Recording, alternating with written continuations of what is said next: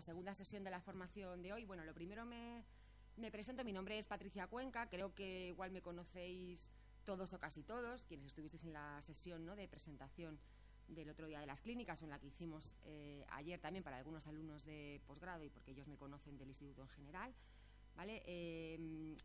Soy profesora de Filosofía del Derecho, trabajo en el Instituto de Derechos Humanos Bartolomé de las Casas y soy una de las profesoras que durante pues este cuatrimestre y también en cuatrimestres futuros, ¿vale?, espero, pues va a colaborar en la clínica, ¿no?, de discapacidad, ¿de acuerdo?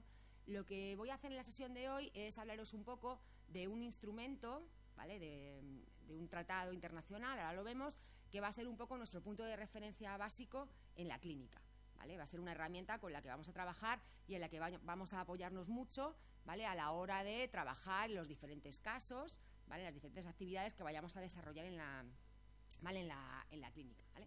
Independientemente del contenido, ¿vale?, de la sesión de hoy, nosotros, o bien en la página web o bien a vuestro correo electrónico, os haremos llegar, ¿no?, el texto de la convención, ¿vale?, para que lo podáis mirar y os familiaricéis con él cuanto antes, ¿de acuerdo?, por la importancia que va a tener en nuestro trabajo. Bueno, la Convención de Derechos de las Personas con Discapacidad es un tratado internacional. Todo el mundo sabe lo que es un tratado, ¿vale?, internacional, como estamos alumnos, ¿no?, desde primero hasta posgrado, máster y doctorado, ¿vale? Pues no siempre tenemos la misma información, ¿vale? Un tratado internacional, ¿sabéis?, es una norma de derecho internacional, ¿vale?, que surge de un acuerdo, ¿no?, entre diferentes estados y que es una norma vinculante, ¿no?, a diferencia de otros instrumentos internacionales que no son tratados y que no son obligatorios, ¿vale? Son como declaraciones de buenas intenciones, ¿no? Un tratado internacional es una norma de derecho internacional que es jurídicamente vinculante, ¿no?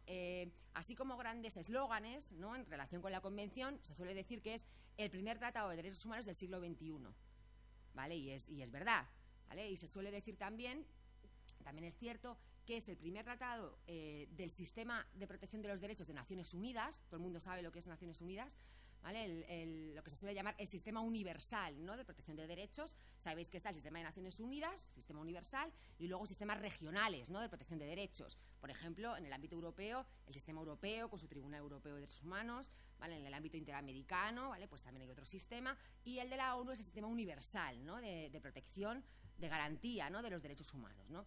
Pues en ese sistema universal de protección de los derechos humanos, hasta que no se aprobó la Convención, ¿vale?, en el año 2006, pues en ese sistema no había ningún tratado internacional que se ocupase de proteger los derechos de las personas con discapacidad, ¿vale? La Convención es el primer tratado internacional que se ocupa de esto, ¿no? Y por ello supone un gran hito, ¿vale?, un gran paso, un gran avance que tiene para mí tres grandes proyecciones, ¿no? En primer lugar, lo que hace la Convención es acabar con la invisibilidad que las personas con discapacidad tenían en general en los sistemas de protección de los derechos y en particular en el sistema ONU, ¿vale?, en el sistema de Naciones Unidas, ¿vale? No es solo que las personas con discapacidad no tuvieran su tratado, ¿vale?, como sí pasa con los niños o con las mujeres, o ¿vale?, sí pasaba con estos colectivos, ¿vale?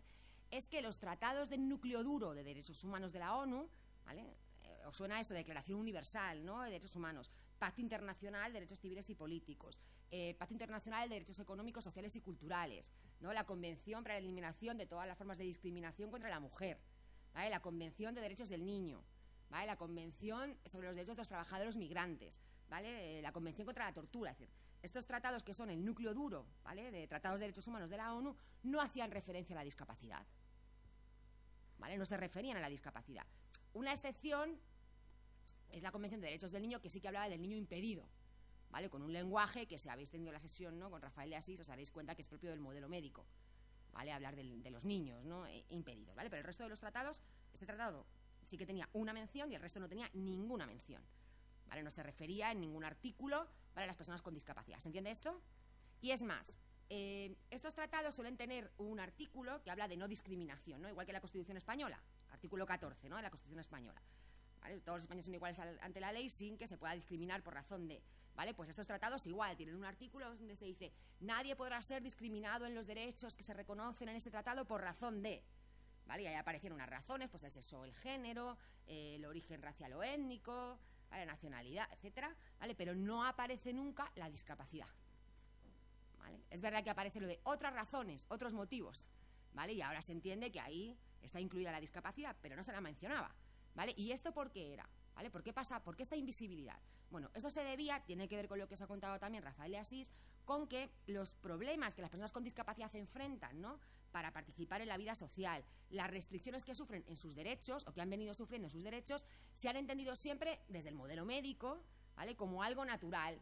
Es que las personas con discapacidad sufren por sus deficiencias, ¿vale? Su sufrimiento no viene de que les excluyamos de la vida social o les restringamos los derechos, ¿vale? Porque esto es una consecuencia natural de la deficiencia. ¿Se entiende esto? ¿Vale? Si, por ejemplo, una persona ciega, ¿no?, cuando va a votar tiene que perder su derecho al voto secreto porque otro tiene que meterle, ¿vale?, la papeleta en el sobrecito, ¿se entiende esto? ¿Vale? Esto, si le sucede esto, es por culpa de la deficiencia visual. Es que la persona no ve. ¿Qué le vamos a hacer? ¿Se entiende? Es como si fuera un mal menor. No es una cuestión de discriminación o de derechos. Desde la visión, ¿no?, o sea, del modelo médico, que es un poco la que estaba en el sistema. ¿Se entiende esta idea? Claro, desde la nueva visión, lo habéis visto antes y ahora vamos a insistir con la convención, la culpa no sería de la deficiencia de la persona, la culpa sería de cómo hemos diseñado el sistema de votación, ¿se entiende? Entonces sí que es una cuestión de discriminación, sí que es una cuestión de derechos humanos, ¿vale? Y por eso tenemos que tener un tratado que se refiera a esto. ¿Se ve esto? Vale, es una cuestión muy importante.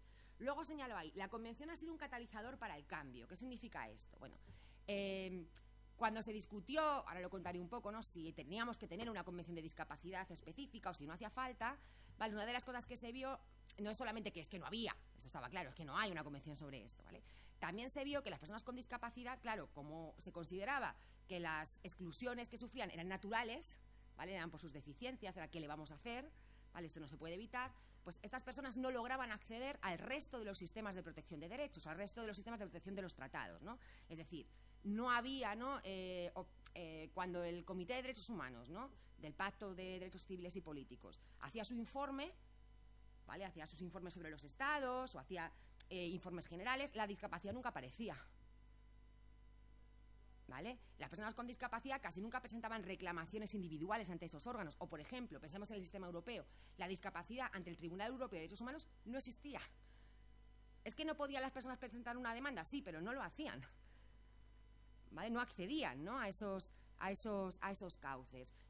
¿Por qué? Bueno, porque las propias personas también asumían, ¿no?, que esto no era una cuestión de discriminación, ¿vale? Porque los propios operadores del sistema, las ONGs, etcétera, no atendían, ¿vale?, las cuestiones de discapacidad, porque las organizaciones de discapacidad no lograban llegar a los mecanismos de vigilancia, ¿de acuerdo? Entonces, la discapacidad no estaba presente en estos ámbitos. Cuando se aprobó la convención, no solamente es que ahora las personas con discapacidad, lo señalo ahí, tengan una herramienta jurídica vinculante, ¿vale?, que obliga a todos los estados para hacer valer sus derechos, específica y vinculante, sino que además la discapacidad ha aparecido, ¿vale?, en todos los demás mecanismos de vigilancia de los tratados, ¿vale? La discapacidad ahora sí aparece en los informes del Comité de Derechos Humanos, ¿vale? La discapacidad ahora sí aparece, hay casos en el Tribunal Europeo, ¿se entiende? El que ha tenido, ¿vale?, la convención, además de ser por sí misma valiosa, ¿vale?, ha tenido ese impacto, ¿no?, general para mejorar la protección de los derechos de las personas con discapacidad, ¿se entiende? La discapacidad se ha hecho mucho más visible, ¿vale?, al fin y al cabo, ¿vale? Y como os he señalado, y ahora insistiré un poquito, la convención es una herramienta jurídica vinculante, es decir, no es una norma de derecho blando, de soft law, ¿no?, como se denomina, ¿vale? Es decir, y ahora, por tanto, la protección de los derechos de las personas con discapacidad no es una cuestión que quede a la buena voluntad de los estados. Es que si no se hace, están incumpliendo una obligación internacional, ¿vale? Y esto es una cuestión relevante. ¿Hasta aquí se entiende? ¿Vale? Si alguien no entiende algo, creo que Irene va a tener el micrófono, ¿vale? Podéis interrumpirme, ¿eh? Aunque yo voy a abrir un turno de preguntas al final, me podéis interrumpir. Tenéis que esperar a que llegue el micrófono porque estamos grabando las sesiones, ¿vale? Las estamos grabando porque como no siempre vais a poder venir presencialmente, ¿vale?, a las sesiones de la clínica, pues para tener ahí, ¿vale?, un material, ¿vale?, para poder usar para la gente que no pueda venir, etcétera, ¿vale? Entonces es importante que siempre hablemos con el, ¿vale?, con el micro para que todo se grabe, ¿vale? Pero me podéis interrumpir, esperáis que venga el micrófono, ¿vale? Y no hay ningún problema, o al final, ¿no?, abriremos también un turno. ¿Hasta aquí bien? ¿Vale? Bien. Bueno, esto es rápido, ¿no? ¿Cómo se gesta, ¿no?, la convención? Bueno, ya os digo que estuvo discutiéndose tiempo en Naciones Unidas, ¿vale?, más o menos desde principios de los años 90, si hacíamos o no, si se hacía o no una convención específica de discapacidad, si era necesaria, si las personas con discapacidad estaban protegidas ya por los otros tratados. La respuesta es sí, pero no llega, ¿vale? Esto no termina de ser, ¿vale?, de ser eficaz. Entonces, es verdad que la convención al final se aprueba, lo tenéis aquí ¿vale?, en la última referencia, ¿no?, de la presentación. Es verdad que luego se aprueba en un periodo muy corto de tiempo. Se dice, es el tratado internacional más rápidamente negociado de la historia. Bueno, sí, pero porque se había estado discutiendo mucho antes, ¿vale?, si hacerla o no. Es verdad que desde 2001, ¿vale?, que se plantea, ¿no?, el hacerla, en comenzar a hacerla ya como una decisión definitiva, hasta que se aprueba pasa relativamente poco tiempo, ¿vale?, para lo que pasa con otros tratados, ¿de acuerdo? Pero es verdad que esto viene de una discusión previa, ¿vale? Fue un largo proceso, como señalo ahí, no tan corto, ¿no?, como fue la negociación en sí, ¿vale?, sino un largo proceso en el que intervinieron diversos actores, ¿no? Claro, es un tratado internacional, intervienen los estados, obviamente, ¿no?, los gobiernos de los estados, pero también intervinieron, ¿no?, organizaciones de la sociedad civil, pero también intervino, esto es importante, la propia Unión Europea. La Unión Europea ha firmado la Convención, ¿vale? La Convención de los Derechos de las Personas con Discapacidad es el primer tratado, otro de los eslóganes, ¿no?, de los grandes logros, ¿no?, que se suelen señalar, es el primer tratado de derechos humanos que la Unión Europea firma como Unión Europea.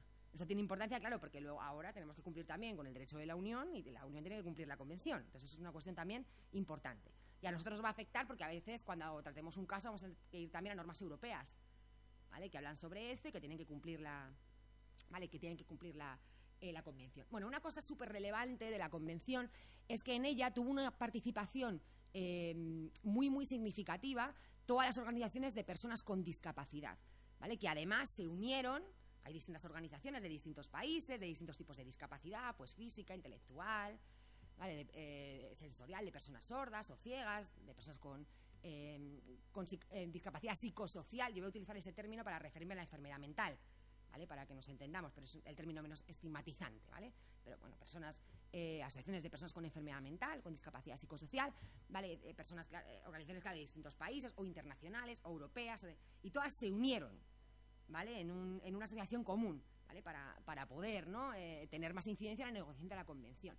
Y esto hace que en muchas cuestiones muy, muy polémicas, al final haya prevalecido la opinión de las personas con discapacidad, ¿vale?, a través de esa asociación. Y por eso la Convención es tan avanzada, ¿vale? Una de las cosas que también se suelen señalar es que la Convención no es un instrumento revolucionario en muchos ámbitos, ¿vale?, y por eso ahora es tan difícil de implementar, ¿vale? Encuentra tantas resistencias, ¿no?, para cumplir algunas de las exigencias, ¿no?, u obligaciones que establece, ¿sí?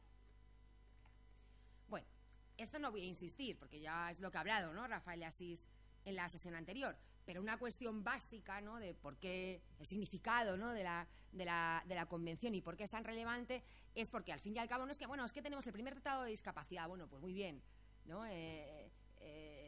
Pero ¿por qué es tan importante? Bueno, porque es un cambio brutal, ¿vale?, porque es un cambio de paradigma esencial respecto al tratamiento tradicional de la discapacidad, ¿vale? La Convención claramente asume ese paso del modelo médico al modelo social, ¿vale? Es decir, la discapacidad no es un problema de la persona ocasionado por las deficiencias, ¿vale?, sino que es algo que también tiene que ver con cómo está diseñada la sociedad, ¿vale? Una cuestión de barreras sociales, ¿no?, de que la sociedad está diseñada sin tener en cuenta las necesidades, las circunstancias, la situación, es una situación, la discapacidad es una situación, ¿vale?, de las personas con discapacidad. ¿Se entiende esto?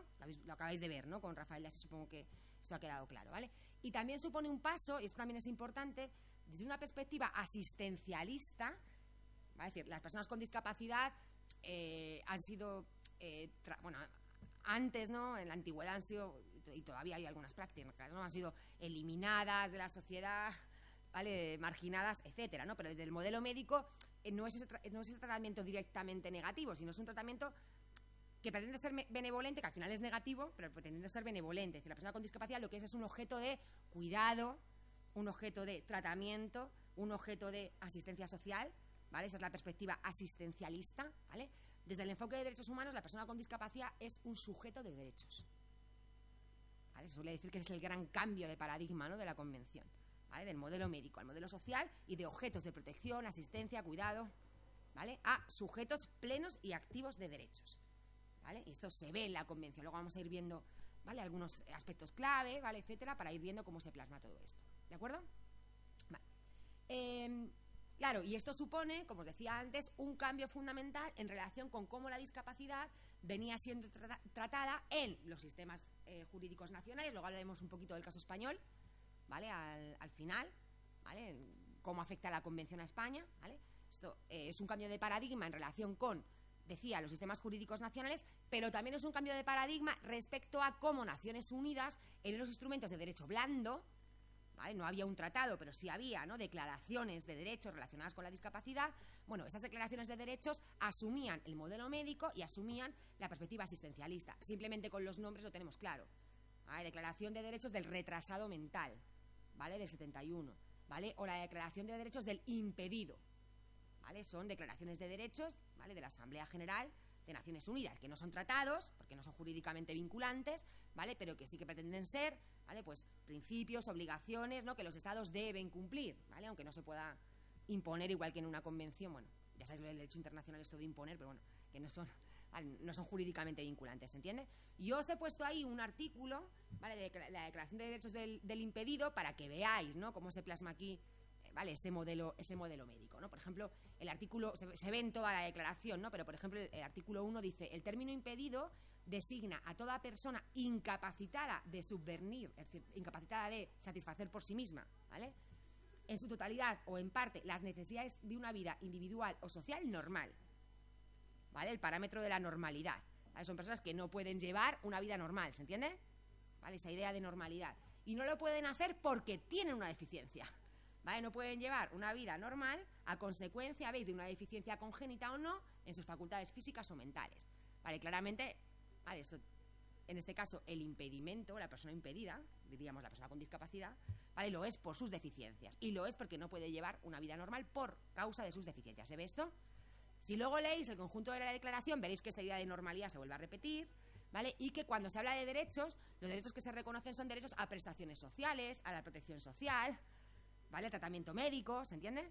¿Vale?, de esa perspectiva asistencialista, ¿de acuerdo? Y esto lo cambia, como vamos a ver, ¿vale?, la Convención.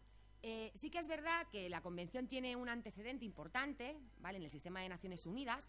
Cuando se comenzó a discutir si hacemos o no una convención de discapacidad, el primer intento no llegó a ser una convención, sino que llegó a ser otra vez un instrumento de soft law, ¿vale?, que son las normas uniformes para la igualdad de oportunidades de Naciones Unidas, ¿vale? Estas normas uniformes ya recogen un poquito, o bastante más, el modelo social, ¿vale? ¿Cuál es el problema de estas normas? Uno, que otra vez, no son jurídicamente vinculantes, no son un tratado, y quizá también que si las leéis, no hace falta, ¿no? La Convención sí, estas normas solo que sepáis que existen, ¿no?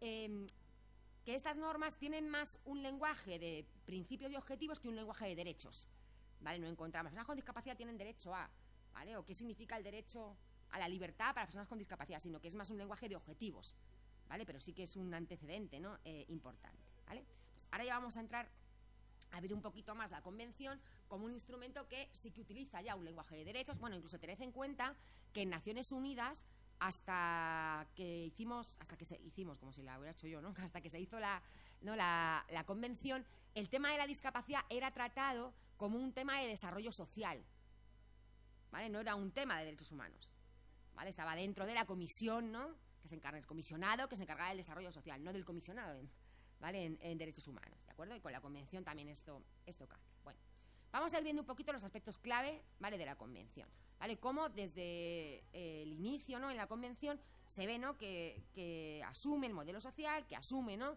el enfoque de derechos, ¿no? El enfoque de derechos se ve clarísimamente en el objeto o propósito de la Convención. Bueno, se ve también en el preámbulo, ¿no?, que os animo también a leer, ¿no?, porque tiene consideraciones muy interesantes, ¿no? Ponen, por ejemplo, de manifiesto cómo las personas con discapacidad han sido tradicionalmente discriminadas en distintos ámbitos, ¿vale? Es interesante también de leer. Pero entrando en el articulado, ¿vale?, que quizás es lo más relevante, en ese artículo 1, ¿vale?, nos habla la Convención de cuál es su propósito o su objetivo, ¿no? Nos señala que es promover, proteger y asegurar el goce pleno y en condiciones de igualdad de todos los derechos humanos, por todas las personas con discapacidad, ¿vale? Y promover el respeto de su dignidad inherente. ¿Vale? Las personas con discapacidad tienen una dignidad inherente, es decir, tienen igual valor que cualquier otra persona, no valen menos, ¿vale?, por tener una discapacidad, y no tienen que ser rehabilitadas para valer igual, ¿vale? Valen igual, ¿vale?, cualquiera que sea, ¿no?, su deficiencia, o si queréis, cualquiera que sea su diversidad funcional, por decirlo en positivo, ¿vale?, porque el término deficiencia también tiene una connotación, ¿vale?, negativa, y tienen que tener todos los derechos, ¿vale?, en igualdad de condiciones, ¿vale? Y eso vale para todas las personas con discapacidad. ¿Por qué recalco lo de todas las personas con discapacidad? Porque veremos, lo explicaré yo un poco, pero quizá en la clínica, ¿no?, también nos lleguen casos donde podamos ver que es verdad que en relación con las personas con discapacidad física y sensorial, y tenemos casos, ¿vale? En la clínica subsisten discriminaciones, es cierto, ¿vale? Pero es cierto que ahí, como que todos tenemos claro que esto es una discriminación, ¿vale? Y tenemos claro el modelo social, ¿no? Y lo tenemos como más, lo vemos como algo más sencillo, ¿vale? Pero hay determinados tipos de discapacidades, la discapacidad intelectual, ¿vale? O la discapacidad que yo he llamado antes psicosocial, la enfermedad mental, ¿vale? Pues personas con síndrome, ¿vale? de Down, o personas con inteligencia límite, o personas con trastorno del espectro autista, o personas que tienen una esquizofrenia, o personas... ¿vale? En relación con esas discapacidades, si queréis más psíquicas o más mentales, así en general, siempre tenemos más problemas, ¿vale? ¿Y por qué? Porque aquí hay más prejuicios, hay más estereotipos, y esto del modelo de derechos y el modelo social es más difícil de ver ahí, ¿vale? En estos tipos de discapacidad, ¿se entiende? ¿Vale? Pero también están incluidos en la convención y también tienen que tener todos los derechos en igualdad de condiciones. ¿De acuerdo? Hasta aquí, ¿vale? ¿Claro? ¿Alguna pregunta? ¿No? Vale. Bien. El contenido de la convención, ya os digo que os animo, ¿no? a que la leáis cuanto antes. Bueno, la convención está estructurada en una serie de disposiciones generales, ¿vale? Que irían de los artículos del 1 al 9, ¿vale? Luego nos encontramos con un listado amplísimo de derechos. Luego diré un poquito más sobre esto, los artículos del 10 al 30. Luego nos encontramos con algunos artículos que nos hablan de la recopilación de datos y de estadísticas, es decir, que obligan a los estados, ¿vale?, a hacer estadísticas sobre la situación de los derechos de las personas con discapacidad. ¿Y esto por qué es importante? Pues porque estos datos no existen, ¿vale? O existen en muy poquitos ámbitos, ¿de acuerdo? Normalmente si nos preguntamos, bueno, ¿y cómo es la situación de las personas con discapacidad, ¿no?, en el empleo? Bueno, aquí en España desde hace algún tiempo ya encontramos algún dato. ¿Cuántas personas con discapacidad están empleadas? ¿Vale? ¿Y cuáles no? Pero si nos preguntamos cuántas mujeres con discapacidad, por ejemplo, no son víctimas de violencia de género, no encontramos esa estadística. O cuántos niños son víctimas de maltrato, ¿vale? No encontramos esa estadística, ¿vale? O si nos preguntamos cuántas personas con discapacidad son incapacitadas, va a decir, son privadas de su... Luego hablaré de esto. Son privadas de su capacidad jurídica, derecho civil. Ahora hablaré un poquito de esto. No encontramos estadísticas, ¿vale? ¿Y por qué? Porque esto ha sido invisible también, ¿vale?, en relación con esos datos. ¿Se entiende esto? Y esto es importante porque si queremos denunciar una discriminación en un ámbito, contar con los datos es muy importante, ¿vale? Entonces, la convención obliga a comenzar a elaborar, ¿vale?, datos, estadísticas oficiales, ¿vale?, estudios sobre la situación de los derechos de las personas con discapacidad. ¿Para qué? Bueno, pues para detectar problemas, ¿vale?, intentar resolverlos. Es una cuestión muy importante. De hecho, en alguna ocasión, en alguna clínica vamos a trabajar con esto, ¿vale? Vamos a buscar datos sobre atención temprana, ¿vale?, en diferentes ámbitos, ¿no?, de las comunidades autónomas, porque es una competencia autonómica, ¿vale? A ver si tenemos datos de cuántos niños con discapacidad están recibiendo atención temprana. No sé yo si encontraremos, igual en unas sí, en otras no, igual en ninguna, igual cosas sesgadas, igual, ¿vale? Siempre es ¿vale? Esto de los datos siempre es ¿vale? Siempre es un problema. ¿Se entiende esto? ¿Vale? Luego tenemos unos artículos, como en todas las convenciones, ¿vale?, que nos hablan, y luego me voy a detener un poquito en eso también, de la aplicación y supervisión de la convención, ¿vale?, qué hay que hacer para garantizar la aplicación de la convención y qué mecanismos de vigilancia existen, ¿vale?, para garantizar que se cumpla, ¿vale? Luego hablaré un poquito de esto y hablaré del comité de la convención, ¿vale? Hablaré un poquito más de esto. Y luego tenemos unas disposiciones finales que nos hablan de cómo había que firmar la convención, cuándo la convención entra en vigor, ¿vale?, etcétera. Igual que ocurre también en todos los tratados, ¿de acuerdo?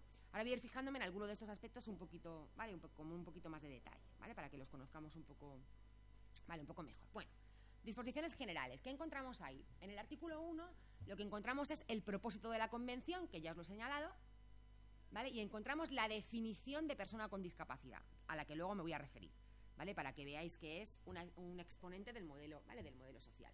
En el artículo 2, que va a ser un artículo también importante para nosotros, ¿por qué? Porque encontramos definiciones, ¿vale? Encontramos la definición de comunicación, la definición de lenguaje, la definición de discriminación por motivos de discapacidad, a la que luego me voy a referir, la definición de diseño universal, la definición de ajustes razonables, ¿vale?, algunas definiciones que también van a ser, ¿no?, relevantes, ¿no?, a la hora de ver si se cumple o no la convención. En el artículo 3, del que también voy a hablar luego, nos encontramos una serie de principios generales. Esto también es una novedad de la convención, ¿vale? La Convención de Discapacidad es la primera convención que tiene un artículo de principios generales, ¿vale? ¿Y por qué esto es importante? Porque estos principios generales van a tener que ser siempre tenidos en cuenta a la hora de aplicar y ver si se cumple la convención, ¿vale? Luego veremos cuáles son, que veréis que son principios básicos del discurso de los derechos humanos, ¿vale? Cuando veáis los principios son principios de derechos, ¿vale? Como luego vamos a ver.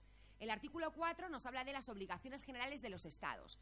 ¿Qué es lo que tienen que hacer los estados, ¿vale?, para cumplir la convención? Y no, son muchísimas obligaciones y de muy distinta índole, ¿vale? Claro, los estados lo primero que tienen que hacer, ¿no?, es eliminar, ¿vale?, cualquier ley, ¿vale?, cualquier política que suponga una discriminación por motivos de discapacidad, ¿vale? Tienen que tomar medidas legislativas para cumplir la convención, pero también tienen que garantizar que otros la cumplen, ¿vale? Esto es importante, es decir, la convención no solamente obliga al Estado, ¿vale? Es que la convención obliga a los particulares, ¿vale? Por ejemplo, obliga a las empresas, ¿vale? También a los ciudadanos, no podemos discriminar, ¿vale?, por motivos de discapacidad.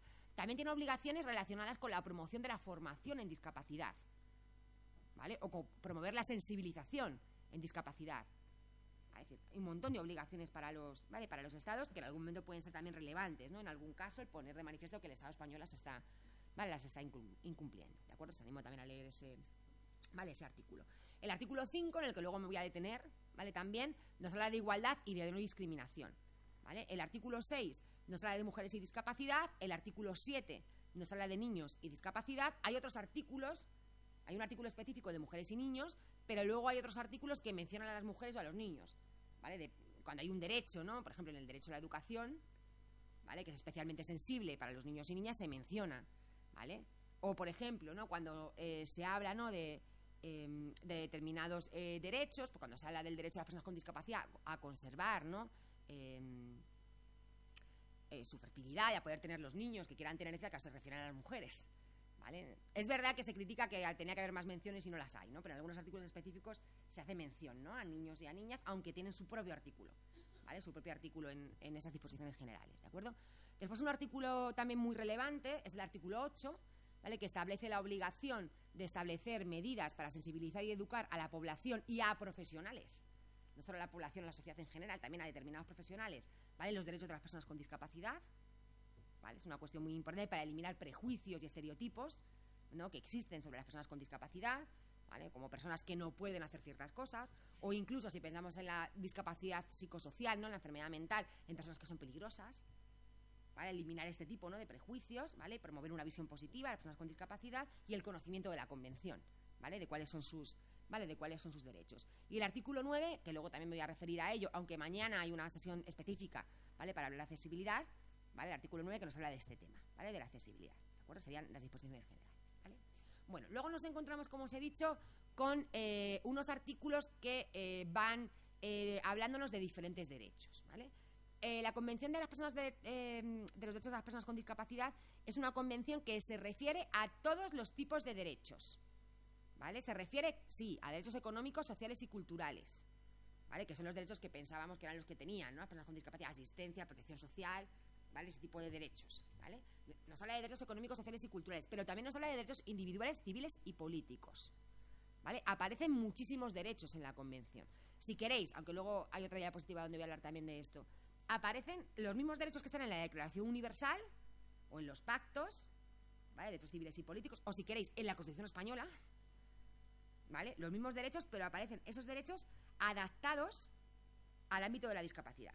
Aparecen esos derechos diciendo qué hace falta para que este derecho se proteja en el ámbito de la discapacidad, ¿vale? Aparecen todos los derechos, ¿vale? Aparecen derechos económicos, sociales y culturales, como el derecho a la educación, ¿vale?, el derecho al empleo o el derecho a la protección social, ¿vale? Pero también aparecen, como os he dicho, derechos individuales, civiles y políticos, como el derecho a la vida, el derecho a la integridad física y moral, el derecho a la libertad, ¿vale?, el derecho a la participación política, el derecho al voto en concreto, ¿vale? Aparecen todos los derechos ya reconocidos en otros sitios, ¿vale?, pero pensados específicamente en relación con la discapacidad. Luego me referiré un poquito más a esto, que tiene que ver con la estrategia, ¿vale?, de la Convención. Y una cosa importante también, y se suele decir, la Convención también es un hito porque demuestra la interdependencia y la interrelación entre todos los derechos. Es decir, no sé si esto os suena de algunas asignaturas, ¿no?, quizá los del máster sí, ¿no?, pero si pensamos en tipos de derechos cuando decimos derechos económicos, sociales y culturales, ¿vale? Estos derechos que exigen una prestación por parte del Estado, ¿no?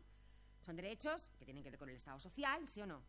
Lo que exige, ¿no? El derecho a la educación es una prestación por parte del Estado.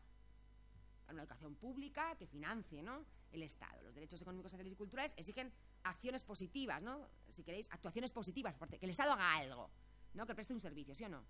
Y los derechos civiles y políticos lo que exigen es que el Estado se abstenga, ¿vale? Que no viole mi libertad ideológica o religiosa, ¿vale? Que no me imponga una ideología, que no viole mi intimidad, que no me detenga arbitrariamente libertad, ¿se entiende?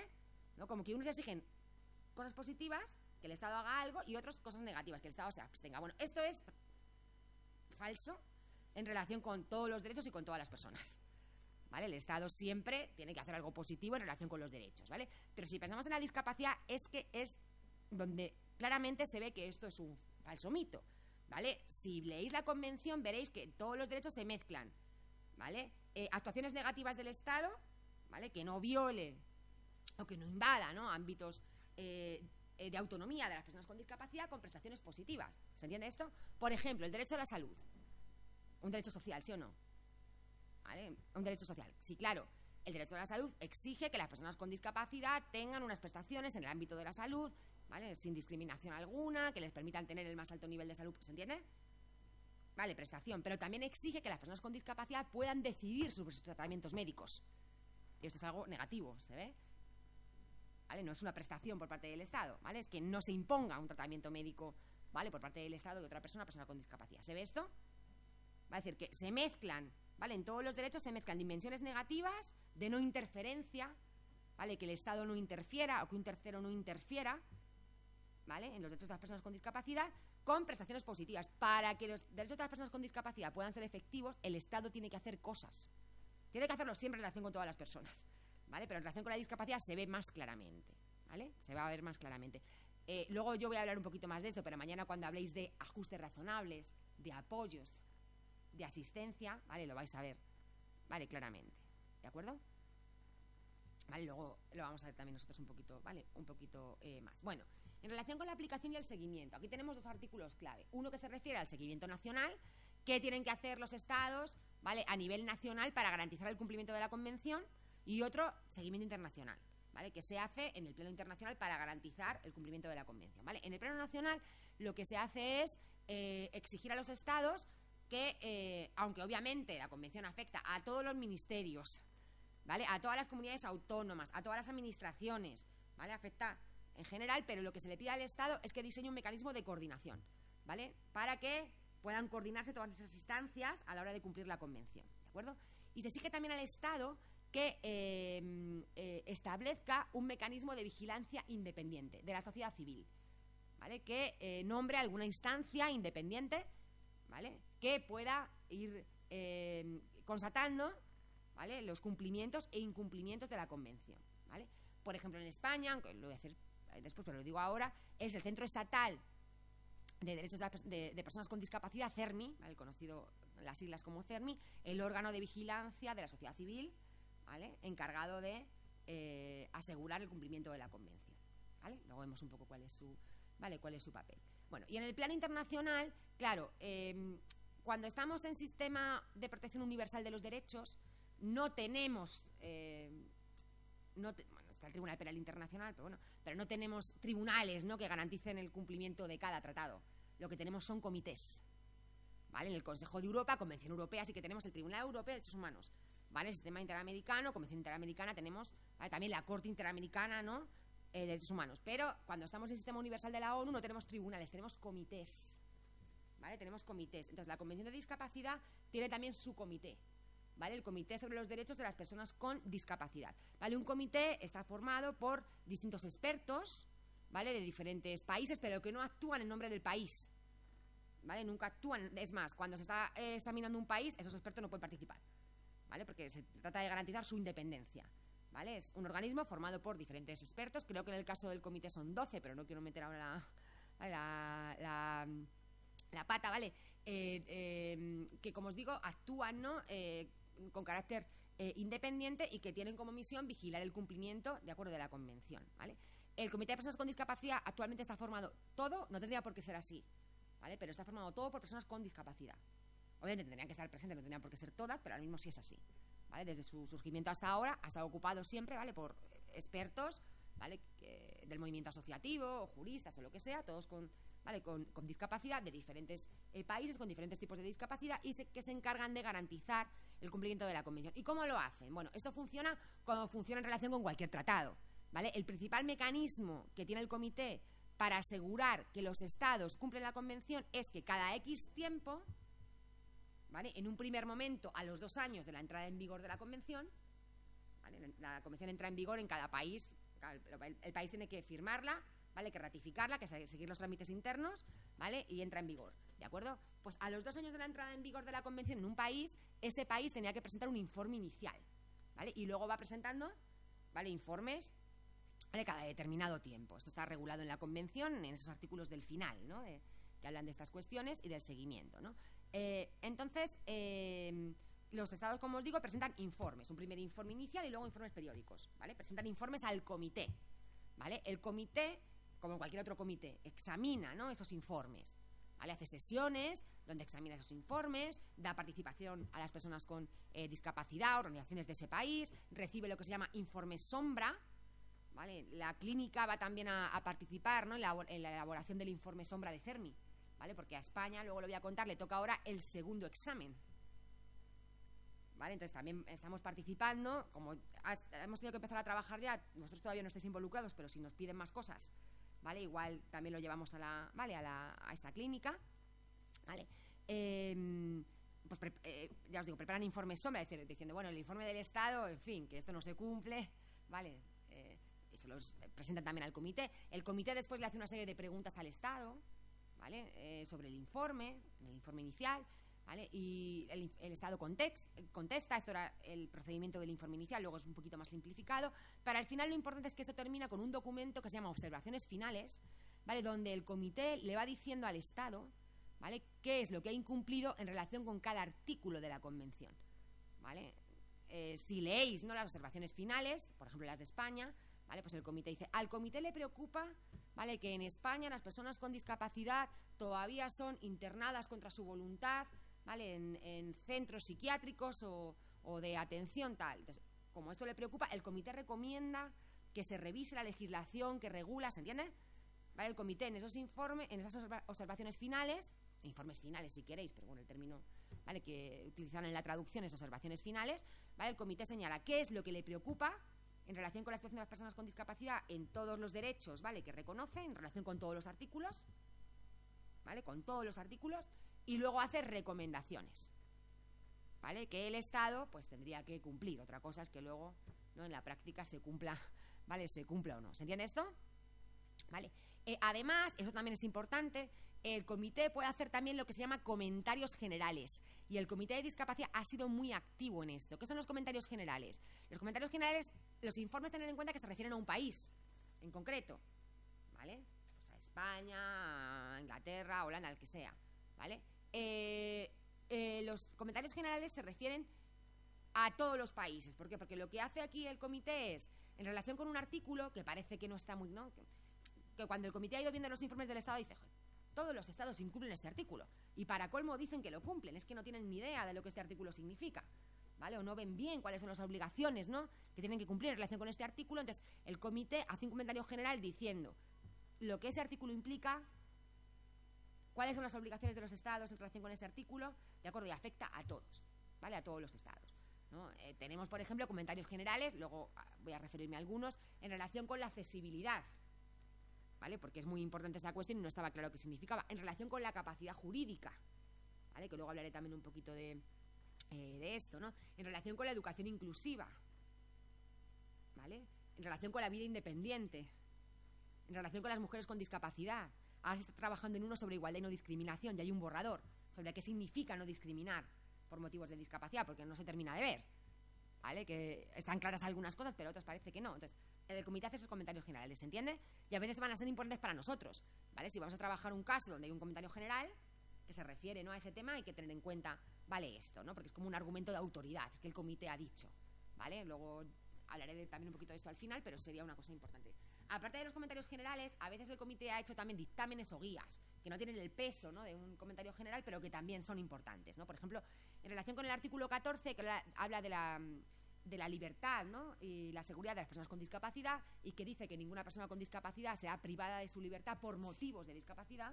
Como eso nos determina a entender, el comité no ha hecho un comentario general porque esto era muy polémico, todavía no tenía fuerza, ¿no?, para hacerlo, pero sí que ha hecho una guía, ¿vale? También es para tener en cuenta. Y otra cuestión importante, no sé si alguna vez en la clínica nos plantearemos hacer alguna acción estratégica, ¿no? Quizás sí, ¿no? Quizá ahora es pronto, pero en algún momento quizá podamos utilizar esta vía. La convención se adoptó junto con un protocolo facultativo. Esto pasa con muchas convenciones. ¿Por qué? Porque el protocolo facultativo establece mecanismos de seguimiento especiales, y como no todos los países están dispuestos a firmarlo, ¿vale?, para evitar que por no firmar el protocolo, ¿no?, por no firmar esos mecanismos especiales, no estar de acuerdo, no firmen la convención, se separa, ¿vale? Pasa con muchas convenciones, ¿vale? Y en este caso, la Convención de Discapacidad se aprobó con un protocolo facultativo que lo que establece es la posibilidad de que se puedan presentar quejas individuales, como si fuera un tribunal. ¿Vale? Una queja individual no llega a ser una demanda porque no es un tribunal, es un comité, pero es parecido, ¿vale? Se pueden presentar quejas individuales, un ciudadano de cualquier país, ¿vale?, puede presentar una queja individual al comité, ¿vale? Y un procedimiento que es muy parecido a un juicio, ¿vale? Es contradictorio, ¿no?, donde las partes, ¿no?, presentan sus argumentos, etcétera, ¿vale? Y esto termina con una cosa que se llama comunicación individual, que es como si fuera una sentencia, ¿vale? Ahí lo que le dice, ¿no?, el comité le dice al Estado: usted ha incumplido este y este artículo en este caso, ¿vale? Y le dice lo que tiene que hacer, ¿no?, para subsanar esa violación. ¿Se entiende? ¿Vale? Y además, ese protocolo nos habla de las investigaciones de oficio, ¿vale? Según ese protocolo, el comité también puede ir a un país y hacer una investigación de oficio sobre un tema, ¿vale?, en concreto que le preocupa. ¿Se entiende esto? ¿Vale? Son también cuestiones importantes, ¿no?, en relación con lo que nosotros vamos a trabajar, ¿no?, en la clínica, ¿vale? Bueno, ahora voy a ir entrando más ya en aspectos clave más específicos, ¿vale?, que pueden ser importantes para nosotros y sobre todo para entender, ¿no?, esa mirada, ¿no?, de la que os hablaba también antes el profesor Rafael Asís. Aspectos de la convención donde claramente se ve el enfoque de derechos, además en el propósito, ¿no?, donde claramente se ve el modelo social, ¿vale?, y donde que tenemos que tener en cuenta que son muy transversales, ¿no?, y que nos pueden aparecer, ¿no?, en muchas actuaciones, ¿no?, o casos que vayamos a trabajar, ¿de acuerdo? Entonces, voy a hablar de estas cuestiones, ¿vale?, que tenemos aquí, ¿vale?, de manera un poquito más, ¿vale?, más detallada. Bueno, concepción de la discapacidad, ¿vale? Esto aparece en el preámbulo, ¿vale?, en el preámbulo de la convención y en el artículo 1, ¿vale? ¿Y qué vemos ahí? Bueno, en el preámbulo la convención nos dice: la discapacidad es un concepto que evoluciona, ¿vale?, y que resulta de la interacción entre las personas con deficiencias y las barreras, ¿vale? La discapacidad es el resultado de una persona que tiene una deficiencia, si queréis, una diversidad funcional, y las barreras. Ojo, las barreras debidas al entorno, ¿vale?, al entorno físico, pues que hay unas escaleras, ¿vale?, pero también al entorno comunicacional, las barreras en la comunicación para las personas con discapacidad sensorial, por ejemplo, ¿vale? Barreras cognitivas, ¿vale?, barreras que tienen que ver, ¿no?, con la discapacidad intelectual, ¿no?, o psicosocial, ¿vale?, barreras debidas a la actitud y al entorno, ¿vale? Y esa interacción entre una persona, ¿vale?, que tiene una deficiencia, o si queréis, que tiene una diversidad funcional, ¿vale?, y las barreras es lo que hace que la persona no pueda participar en la vida social, ¿vale?, como tenéis ahí, ¿no?, en la definición, ¿vale? Interacción entre las personas con deficiencias y las barreras debidas al entorno, ojo, y a la actitud, prejuicios, estereotipos, ¿vale? Y eso evita la participación plena y efectiva en la sociedad de estas personas en igualdad de condiciones con las demás, ¿vale? Y en el artículo 1 se repite esta idea. Las personas con discapacidad incluyen a aquellas que tengan deficiencias físicas, mentales, intelectuales o sensoriales a largo plazo que, al interactuar con diversas barreras, ¿vale?, la interacción con el entorno puede impedir su participación plena y efectiva en la sociedad en igualdad de condiciones con las demás. ¿Se ve? ¿Vale? Es una definición que refleja el modelo social, ¿vale? Es la interacción, ¿vale? La discapacidad es lo que resulta, ¿no?, la merma en la participación en la vida social que resulta de la interacción entre la persona y su circunstancia individual y las barreras, ¿vale?, debidas al entorno, de acuerdo, y a la actitud. Y otra cuestión importante es que si veis lo que dice la convención, por eso esto está en el artículo 1, no en el 2 de definiciones, ¿vale? Porque no es una definición cerrada. Dice, las personas con discapacidad incluyen. ¿Esto qué quiere decir? Que todo Estado tiene que considerar personas con discapacidad al menos a estas, a las que tienen deficiencias mentales, intelectuales, sensoriales, tal, a largo plazo, que al interactuar, pero podría incluir a otras, por ejemplo, a las que lo tienen a corto plazo.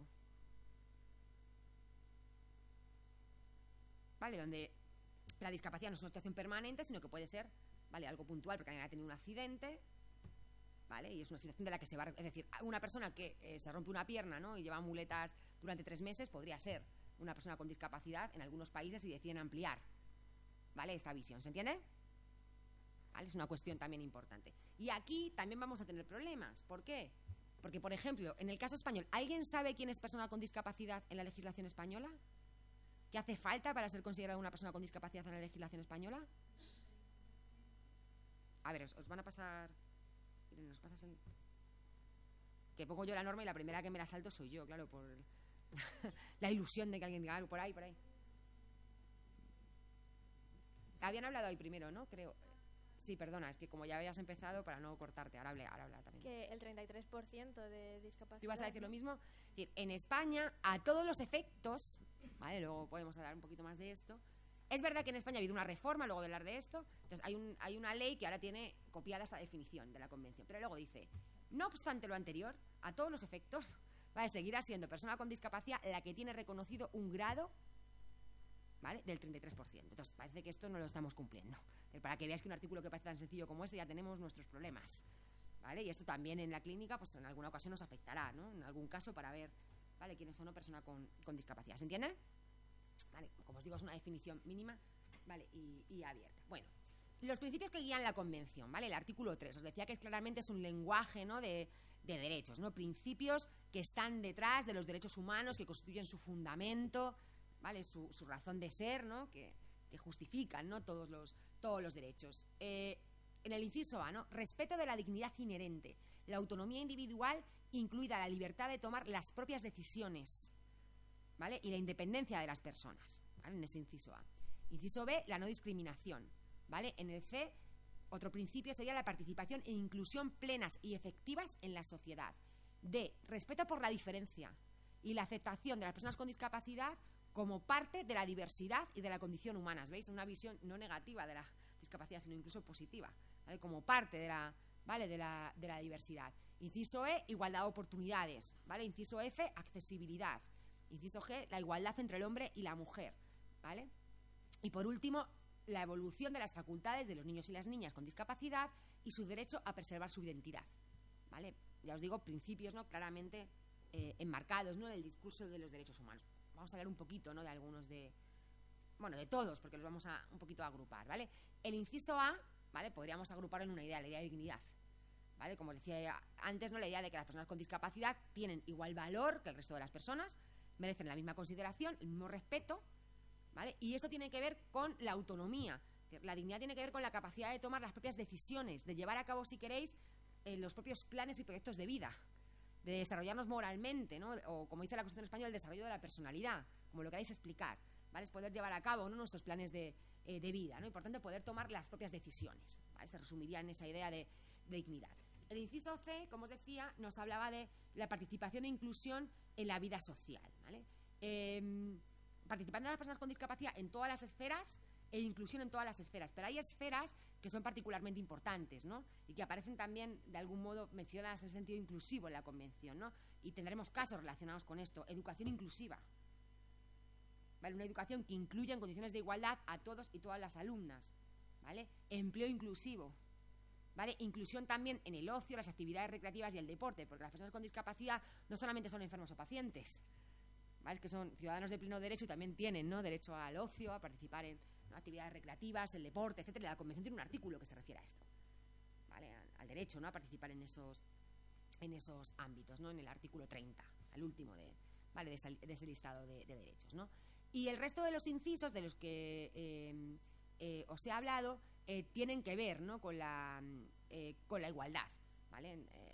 Hemos dicho igualdad de oportunidades, ¿no?, no discriminación, menciona a mujeres, a niños, ¿no?, y niñas con discapacidad, accesibilidad, ¿vale? Todo esto tiene que ver con un principio clave en la Convención, que es la igualdad, ¿vale?, que es la idea, ¿no?, de de igualdad. Bueno, la igualdad, hemos visto, aparece como un principio en el artículo 3, ¿vale?, de la Convención, pero también aparece como una obligación de los Estados, ¿vale?, el promover y garantizar la igualdad, ¿vale?, y no solo no discriminar, sino proteger contra la discriminación, ¿vale?, las personas con discapacidad. Aparece como una obligación también en el artículo 4 y aparece también como un derecho en el artículo 5, ¿vale? Y luego se repite por toda la Convención, ¿vale? Cada vez que vemos un derecho, las personas con discapacidad tienen derecho a la libertad y a la seguridad en igualdad de condiciones con las demás, en el artículo 14, ¿vale? O en otro, sin que puedan ser discriminadas, ¿vale? Aparece la igualdad de no discriminación mencionada más de 100 veces, yo creo, en el articulado, ¿no?, de la Convención, ¿vale?, todo el rato, luego en diferentes derechos, ¿no? Pero aparece como un derecho específico en el artículo 5, ¿no? ¿Qué nos dice el artículo 5? Es importante entender bien cómo juega la igualdad, ¿vale?, en relación con la discapacidad, y por eso me voy a detener un poquito aquí, porque además puede ser importante para algunos casos, ¿no?, que nos vayan a llegar y para la mirada general, ¿no? Lo que nos dice el artículo 5 es: todas las personas con discapacidad son iguales ante la ley, ¿sí? Esto es la igualdad formal, ¿vale? Si hablamos de las dimensiones de la igualdad, igual lo habéis estudiado ya en alguna asignatura, ¿no? Es como el artículo 14, todos los españoles son iguales ante la ley, ¿vale? Igualdad formal, ¿vale? Merecemos que las leyes nos traten a todos por igual y nos protejan a todos por igual, ¿vale? Igualdad, si queréis, ante la ley, igualdad formal, ¿vale? Eso tiene que ver también con lo siguiente que nos dice el artículo 5, ¿vale? La prohibición de discriminación, ¿vale? Los estados prohibirán la discriminación por motivos de discapacidad y garantizarán la protección contra la discriminación, ¿vale? Es la primera vez en la Convención que la discriminación por motivos de discapacidad aparece prohibida en un tratado internacional, expresamente, porque como el resto no la mencionaban, se supone que implícitamente la prohíben, ¿vale? Es una cuestión importante, ¿vale? La prohibición de discriminación por motivos de discapacidad, ¿vale? Luego hablamos un poquito más de esto. Pero es que además el artículo 5 nos dice algo más, ¿vale? Nos dice: las medidas que se orienten a acelerar o a lograr la igualdad de hecho de las personas con discapacidad no serán discriminatorias. ¿Esto con qué tiene que ver? Tiene que ver con lo que podemos llamar la igualdad material, ¿vale? La igualdad de hecho o la igualdad real se llama a veces. Es decir, lo que nos está diciendo este artículo es que la discapacidad nunca puede ser una razón para tratar de manera perjudicial a una persona en relación con sus derechos. ¿Se entiende?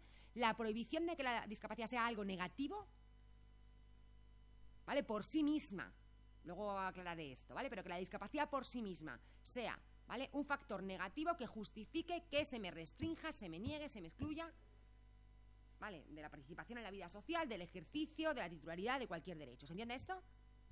¿Vale? La prohibición de discriminación en ese sentido, ¿de acuerdo?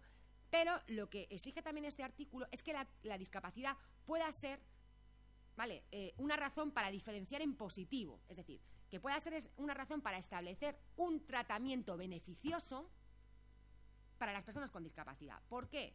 Bueno, pues porque las personas con discapacidad, aunque prohibamos las discriminaciones formales, aunque prohibamos la discriminación en la ley, por ejemplo, digamos, a ver, las personas con discapacidad no pueden ser excluidas por razón de su discapacidad, ¿vale?, de ningún empleo, imaginaros, ¿vale? Imaginaros. Esto no quiere decir, pasa igual con las mujeres, podéis pensarlo también en el ejemplo de las mujeres, ¿vale? Esto no quiere decir que después todas las personas con discapacidad o todas las mujeres puedan acceder al mercado laboral en condiciones de igualdad, ¿vale? Que en la realidad esto se cumpla, ¿se entiende? Entonces se pueden poner en marcha lo que se llaman, ¿os suena esto?, acciones positivas, ¿vale? Acciones afirmativas para lograr la igualdad real. Para que lo entendamos con un ejemplo que se ve mejor, el tema de las cuotas, el reservar porcentajes. Por ejemplo, en España hay, ¿vale?, medidas legislativas, ¿vale?, que reservan un porcentaje en el acceso a la función pública, a las oposiciones, ¿vale?, a cualquier materia, o en las empresas de más de 50 trabajadores, ¿vale?, reservan un porcentaje de puestos a personas con discapacidad. ¿Se entiende? Esto es utilizar la discapacidad en positivo, ¿vale? ¿Cómo?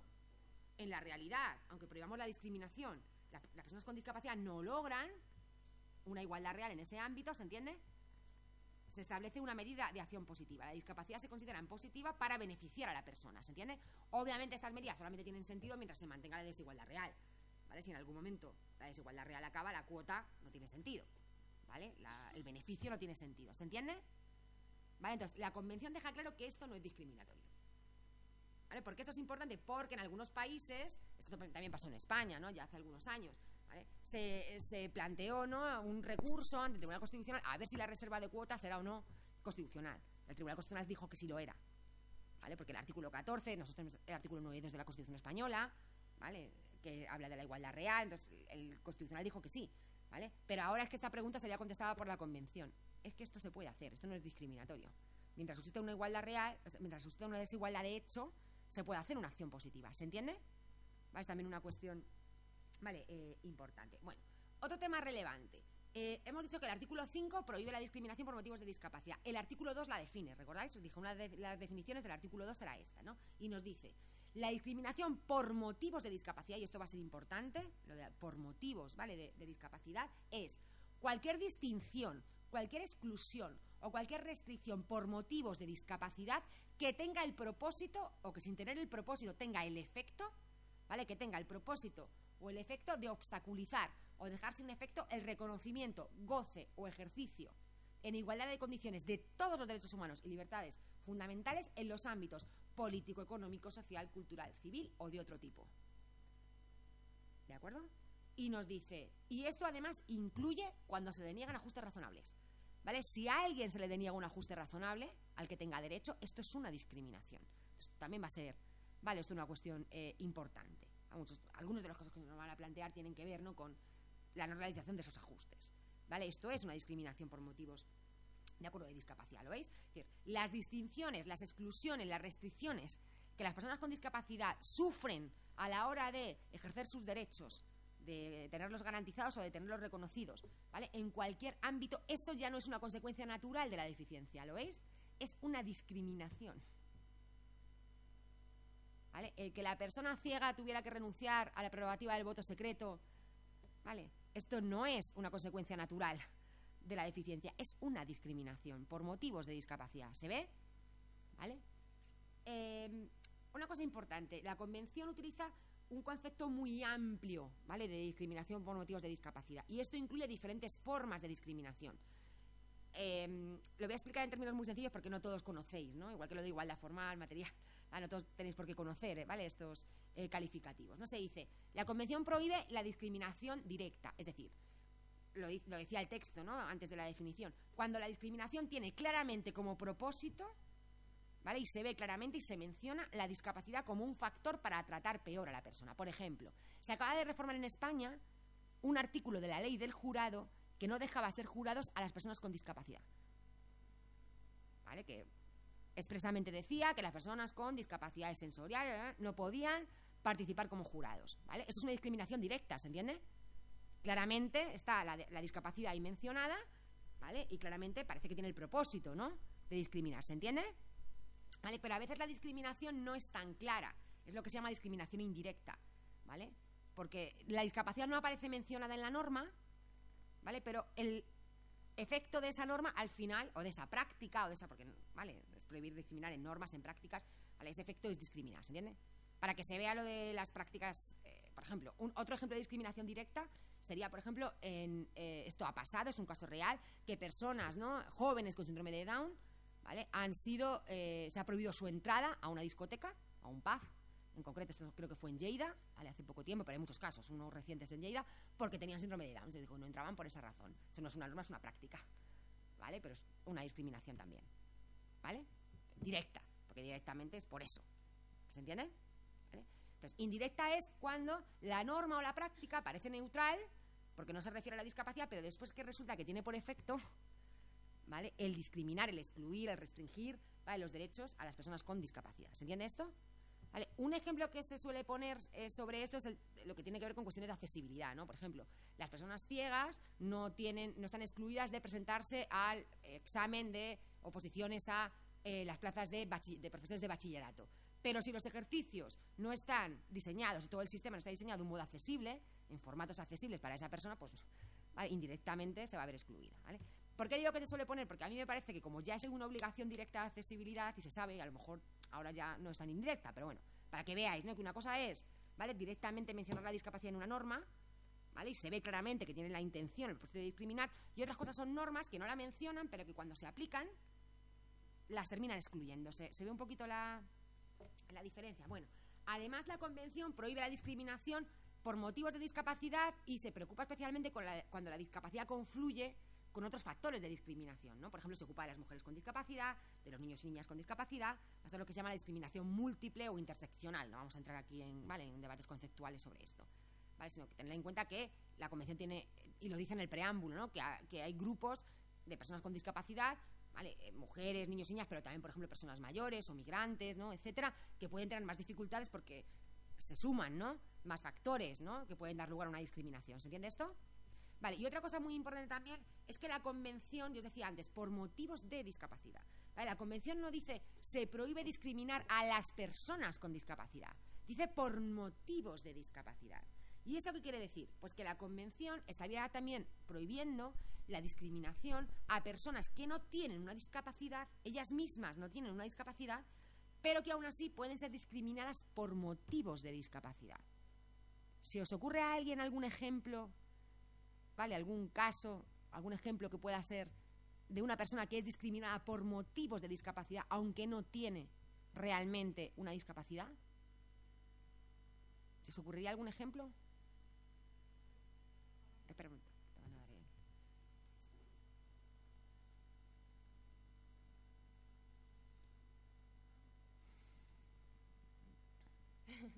Pues quizá un familiar, por ejemplo, una madre que se le niegue un trabajo porque a la vez tiene otras privaciones en la cual tiene que llevar al menor, suponiendo que es un menor, a una escuela en la que tienen un cierto horario o se encarga más de los cuidados por otras discriminaciones. Vale, esto lo que nos comenta Alejandra, ¿vale? Que me sé su nombre porque es alumna del máster, ¿vale? Oficial en Derechos Humanos. Yo también trabajo, ¿no? Ahí en el máster. Es un caso además real, ¿vale? Es un caso que se planteó ante el Tribunal de Justicia, ¿no? de la Unión Europea, y que se resolvió diciendo que esa mujer, ¿vale? Era una mujer que trabajaba de abogada en una gran firma, tuvo un hijo con discapacidad y a partir de ahí pues fue discriminada, ¿no? En su ámbito laboral, fue postergada, ¿no? A pesar de tener los méritos en los procesos, ¿no? De promoción en el trabajo, pidió ajustes razonables en el puesto de trabajo que sí que les eran concedidos a otros compañeros, además varones, aquí se mezcla, ¿no? Mujer, ¿vale? Etcétera, ¿vale? Y esto a raíz de tener a su hijo, ¿no? Con discapacidad, ¿de acuerdo? Tenía un hijo con discapacidad y el tribunal, el comité también lo hubiera dicho, ya tiene en el borrador, ¿no? Que tiene sobre el artículo 5 de igualdad y no discriminación, lo deja claro, ¿vale? Pero en este caso el tribunal lo que dijo fue que efectivamente esta mujer estaba protegida por la directiva de la Unión Europea, ¿vale? Que prohíbe la discriminación por motivos de discapacidad en el empleo, ¿vale?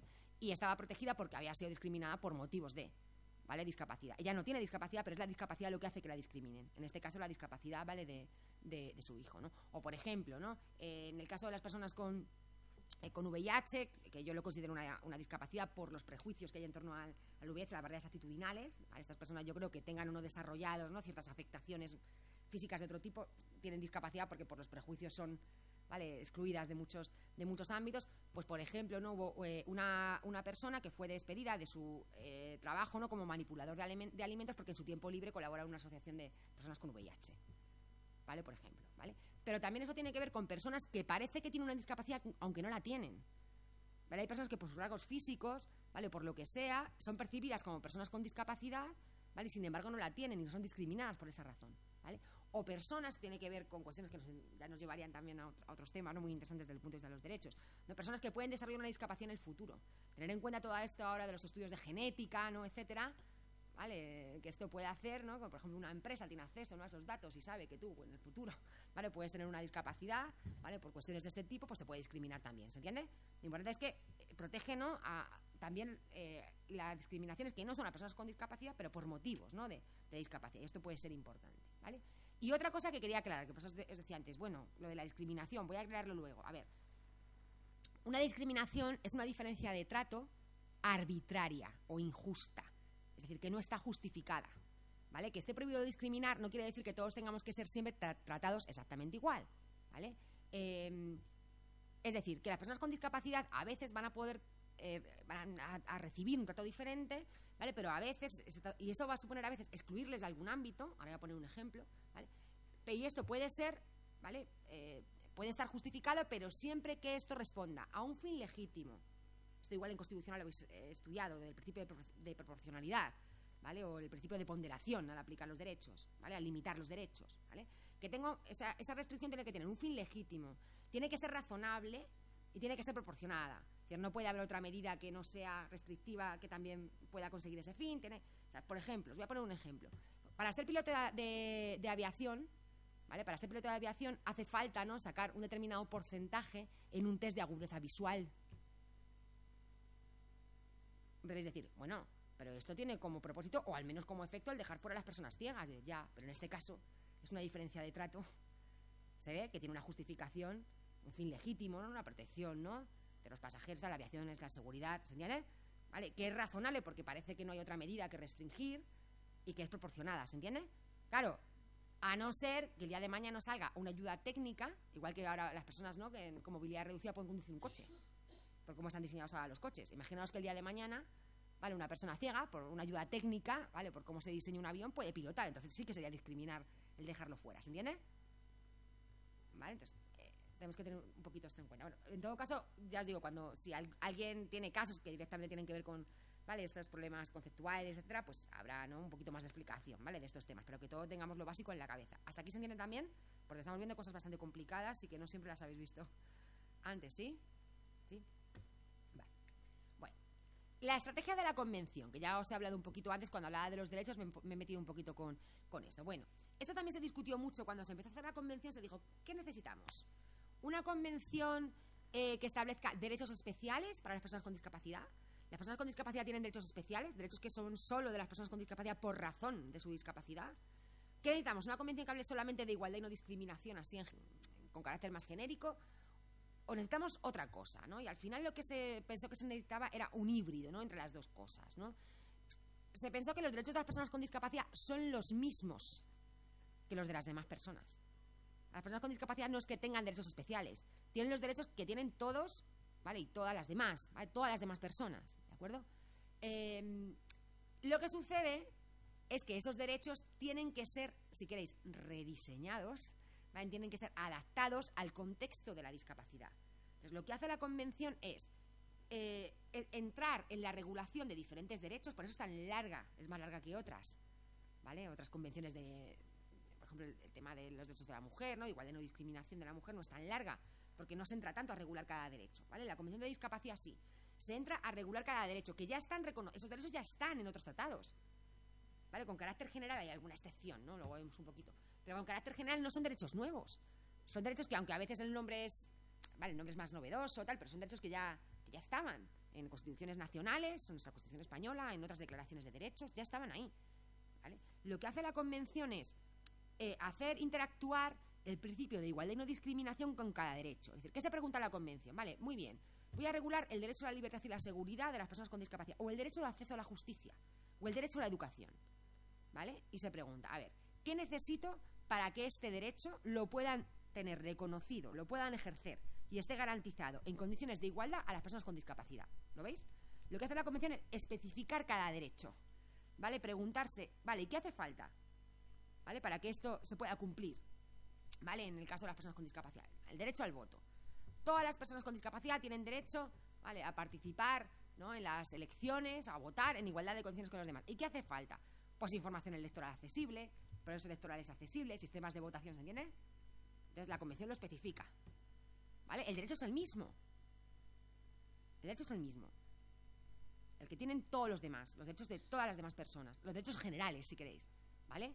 Lo que hace es especificar en el contenido del derecho qué hace falta, ¿vale?, para que las personas con discapacidad lo puedan disfrutar en condiciones de igualdad, ¿se entiende? Eso es lo que hace. Si leéis la Convención, ¿vale?, pues lo veréis, lo comparáis, ¿no? Yo a veces pongo este ejercicio tengo un curso de humanidades, ¿no?, en discapacidad en Leganés, que yo lo quiero tener también en Getafe, pero no, aquí no me lo dan, ¿vale? Y entonces allí les pongo este ejercicio, ¿no?, a los alumnos, coger un artículo de la Constitución y uno de la Convención, del mismo tema, ¿vale?, y compararlos, ¿vale?, para que vean que, ¿vale?, lo que hace la Convención es el mismo derecho, ¿vale?, pero preguntarse qué es lo que hace falta en el contexto de la discapacidad, ¿vale?, adaptarlo al contexto de la discapacidad para que las personas con discapacidad puedan disfrutarlo en condiciones de igualdad, ¿vale?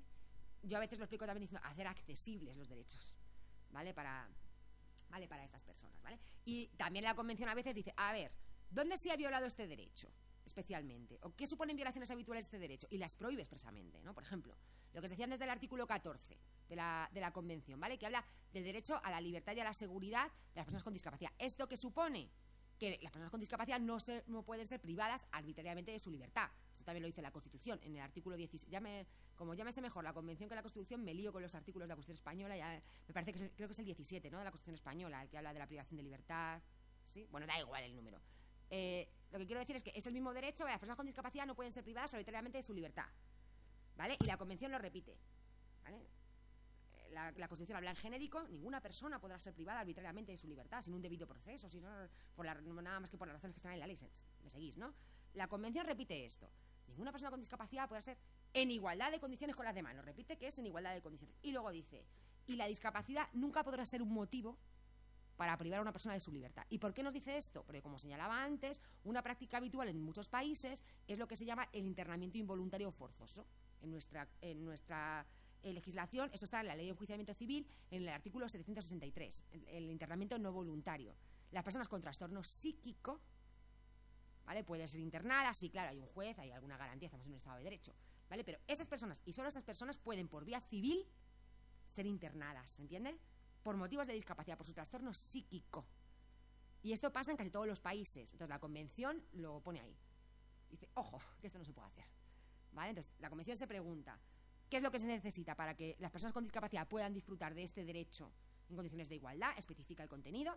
Y cuando hay algún ámbito en el que habitualmente los derechos han sido violados, lo menciona, para dejar claro que esto no se puede hacer, ¿vale? Lo menciona, vale, expresamente. Y esto supone, si leéis la Convención, que los artículos de la Convención son bastante largos, ¿vale?, porque especifican contenidos, ¿vale?, nos dicen qué significa este derecho para las personas con discapacidad, ¿vale?, ponen medidas instrumentales para poder cumplir, ¿vale?, estos derechos. Muchas veces un artículo dice qué significa, ¿no?, este derecho para la discapacidad.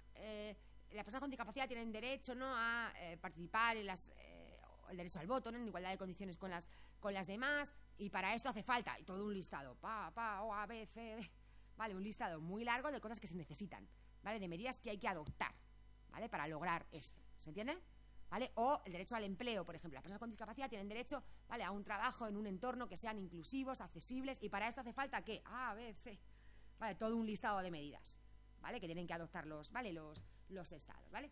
Y luego la Convención nos habla muchas veces de la accesibilidad, de los ajustes y de los apoyos, ¿vale?, que esto hablaréis mañana con Nacho Campoy, ¿vale? Digamos que para hacer efectivos los derechos de la Convención siempre hacen falta, ¿vale?, medidas que tienen que ver con ajustes, medidas que tienen que ver con apoyos o medidas que tienen que ver con asistencia, ¿vale?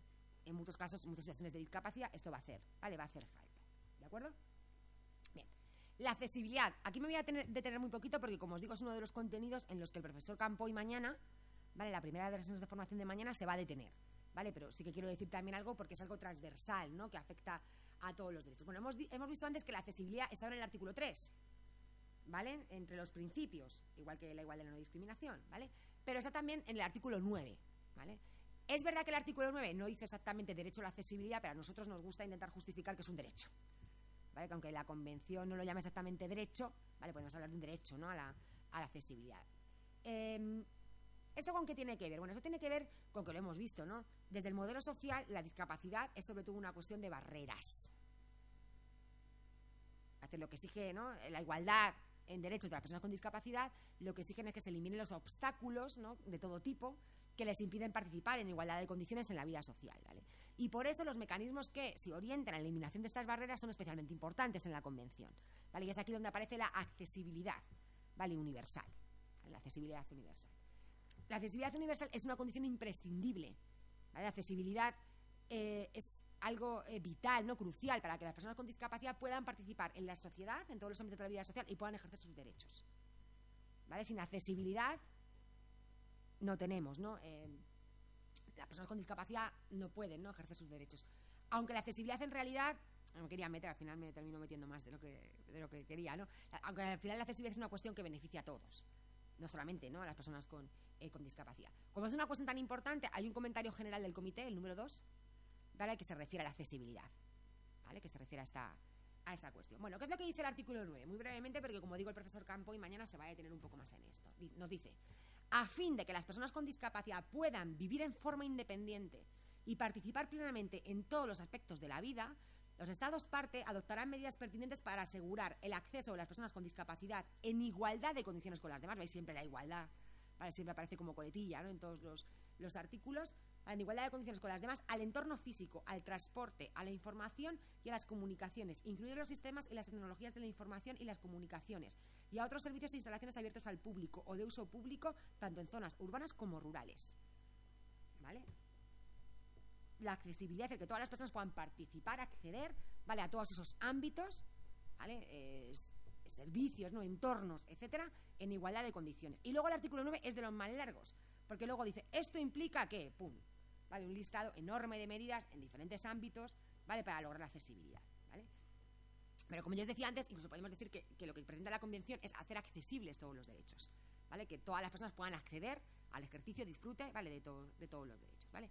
Mañana veréis, ¿no?, como las diferentes herramientas, ¿no?, para lograr la accesibilidad, ¿vale? Para que se entienda un poco mejor la idea de accesibilidad, la resumo, porque si no creo que no se termina de entender, ¿vale? Lo que hace falta, ¿no?, para hacer accesibles los entornos, los productos, los servicios, los derechos, ¿vale?, lo que hace falta es, en primer lugar, una cosa que se llama, y lo define la Convención, el diseño universal. De que cuando se diseñen entornos, productos, servicios, ¿vale?, locales, lo que sea, derechos, que cuando de todo tipo, ¿no?, cuando se definen se piense en todas y todas las personas, no se piense en el ciudadano estándar. El ciudadano estándar es el que no tiene discapacidad, también es el varón, propietario, ¿vale?, etcétera. Pero bueno, si nos interesa la discapacidad, estamos hablando de discapacidad, el diseño universal es el que piensa en las necesidades de todas las personas, ¿se entiende? ¿Esto qué exigiría? Pues que si estamos diseñando un edificio, no podemos poner unas escaleras, ¿vale?, sin que haya un ascensor, o tenemos que poner una rampa al lado de las escaleras, o tenemos que poner una rampa bien diseñada que puedan todas las personas, ¿se entiende? ¿Vale? Significa también que cuando estamos redactando, porque siempre pensamos en la accesibilidad física, pero ojo que no solamente es ahí, ¿vale?, que si estamos redactando, ¿vale?, un documento de consentimiento informado en el ámbito médico que alguien para operar se tiene que firmar, hagámoslo en lenguaje sencillo, que no lo entienden las personas que no tienen discapacidad intelectual, pero las que la tienen encima lo entienden peor. ¿Se entiende? O sea, diseñar para todos, ¿vale?, para que todos y todas podamos usar las cosas desde el principio de la manera más sencilla, ¿vale? Esta es una primera medida, ¿no?, el diseño universal. Cuando ya lo hemos hecho mal, porque ya lo hemos diseñado mal, pues cambiémoslo, ¿vale? Medidas de accesibilidad, como la Convención lo que muchas veces exige, ya habíamos diseñado mal el edificio, ¿vale? Pues la Convención da un plazo para que lo rediseñemos, ¿vale? Lo hagamos bien, ¿se entiende? Pero resulta que no siempre va a ser posible diseñar todo para todos y todas, ¿vale? No siempre, por el estado de la técnica, por los conocimientos, ¿no?, que tenemos, o porque a veces entra en colisión, ¿no? Vamos a hacer accesible la muralla de Ávila, hombre, y el patrimonio histórico, ¿vale? A veces esto puede entrar, ¿no?, en conflicto con otros derechos, ¿vale? Entonces, no siempre va a ser posible, ¿no?, el diseño para todos, ¿vale? Y entonces lo que entra ahí en juego son algo que yo he estado mencionando y que mañana vais a ver en comer, que son los ajustes razonables. ¿Vale? Los ajustes razonables son también una medida de accesibilidad universal, pero en vez de una adaptación general para todos y todas, es una adaptación particular para una persona en concreto, ¿vale? Mañana os explicarán esto mucho mejor, ¿vale? Yo lo dejo aquí, mañana os pondrán ejemplos, lo veréis, ¿vale?, con más detalle. Más o menos se entiende. Vale. Otra cuestión muy relevante en la Convención, que también he mencionado antes, el tema de la capacidad jurídica. Bueno, otra cosa, el derecho a la accesibilidad universal como tal sería una especie de nuevo derecho, ¿no? He dicho que la Convención en general no tenía nuevos derechos, pero que algunos parecían, ¿no?, que no estaban mencionados, ¿no? Sería un nuevo derecho, pero para mí sería un derecho no solamente de las personas con discapacidad, sino de todos, ¿vale?, de todos y todas los ciudadanos, ¿vale? Por ejemplo, la accesibilidad universal beneficia, ¿no?, a una persona que se rompe una pierna, beneficia a una mujer embarazada, ¿vale?, beneficia a una pareja que va con un carro de un niño, beneficia a una persona mayor, ¿vale? La accesibilidad es un derecho de todos, que puede ser especialmente importante para la discapacidad, ¿vale?, pero al final está ahí, ¿no?, como un nuevo derecho, pero quizá, ¿vale?, de todos. Otra cuestión importante, como os decía, el derecho a la toma de decisiones, capacidad jurídica. Bueno, veíamos también antes que en el inciso A, ¿no?, del artículo 3 de los principios, se da el derecho de las personas con discapacidad a tomar sus propias decisiones. ¿Recordáis esto? ¿Vale? Esto tiene que ver también con un derecho que aparece en la Convención, que en el artículo 12, ahora lo vemos, que se llama derecho de igual reconocimiento como persona ante la ley, y que tiene un derecho dentro, ¿no?, regulado, que es el derecho a la igual capacidad jurídica, ¿vale?, a la igualdad en la capacidad jurídica. ¿Esto por qué es importante? Bueno, porque como hemos dicho, la idea, ¿no?, de dignidad humana, ¿no?, está relacionada con el reconocimiento, ¿no?, la posibilidad de las personas de tomar sus propias decisiones, ¿vale?, de diseñar ella su vida, ¿vale?, de tomar, ¿no?, sus elecciones. Y para que esto tenga efectos en el plano jurídico, tienen que tener reconocida lo que se llama capacidad jurídica. ¿Os suena esto de la capacidad jurídica, la capacidad de obrar? Bueno, de manera muy resumida, ¿vale? Podríamos decir que la capacidad jurídica es la la capacidad jurídica es la aptitud o la idoneidad, ¿vale?, para actuar en el mundo jurídico, ¿vale?, para que nuestras decisiones puedan tener efectos jurídicos, si queréis, ¿vale?, de manera muy sencilla, ¿vale? En algunos países, como en España, ¿vale?, también en otros, ¿no?, los que tienen, ¿no?, una cierta base de derecho civil, se suele diferenciar, cuando hablamos de capacidad jurídica, se suele diferenciar entre la capacidad jurídica y la capacidad de obrar. Esto suena, ¿no? Bueno, en general, cuando hablamos de capacidad jurídica, siempre hablamos de tiene dos dimensiones en cualquier país. Me da igual que utilicen de obrar o jurídica o utilicen solo el término capacidad jurídica, ¿vale? Dentro de la capacidad jurídica siempre hay dos dimensiones. Lo que se llama una dimensión pasiva, es decir, la capacidad para ser titular de derechos y titular de obligaciones, ¿vale? Dimensión pasiva porque no haces nada, tú eres, eres titular, ¿vale?, del derecho, ¿se entiende? Se llama a veces capacidad de goce en algunos, ¿vale?, en algunos países, ¿vale? Se llama la capacidad de goce. Esto es a lo que nosotros llamamos en el Código Civil en España capacidad jurídica, ¿vale? En España todas las personas tienen capacidad jurídica, todas. Las personas con discapacidad también, claro, porque le llamamos capacidad jurídica solo a esa dimensión pasiva. ¿Me seguís?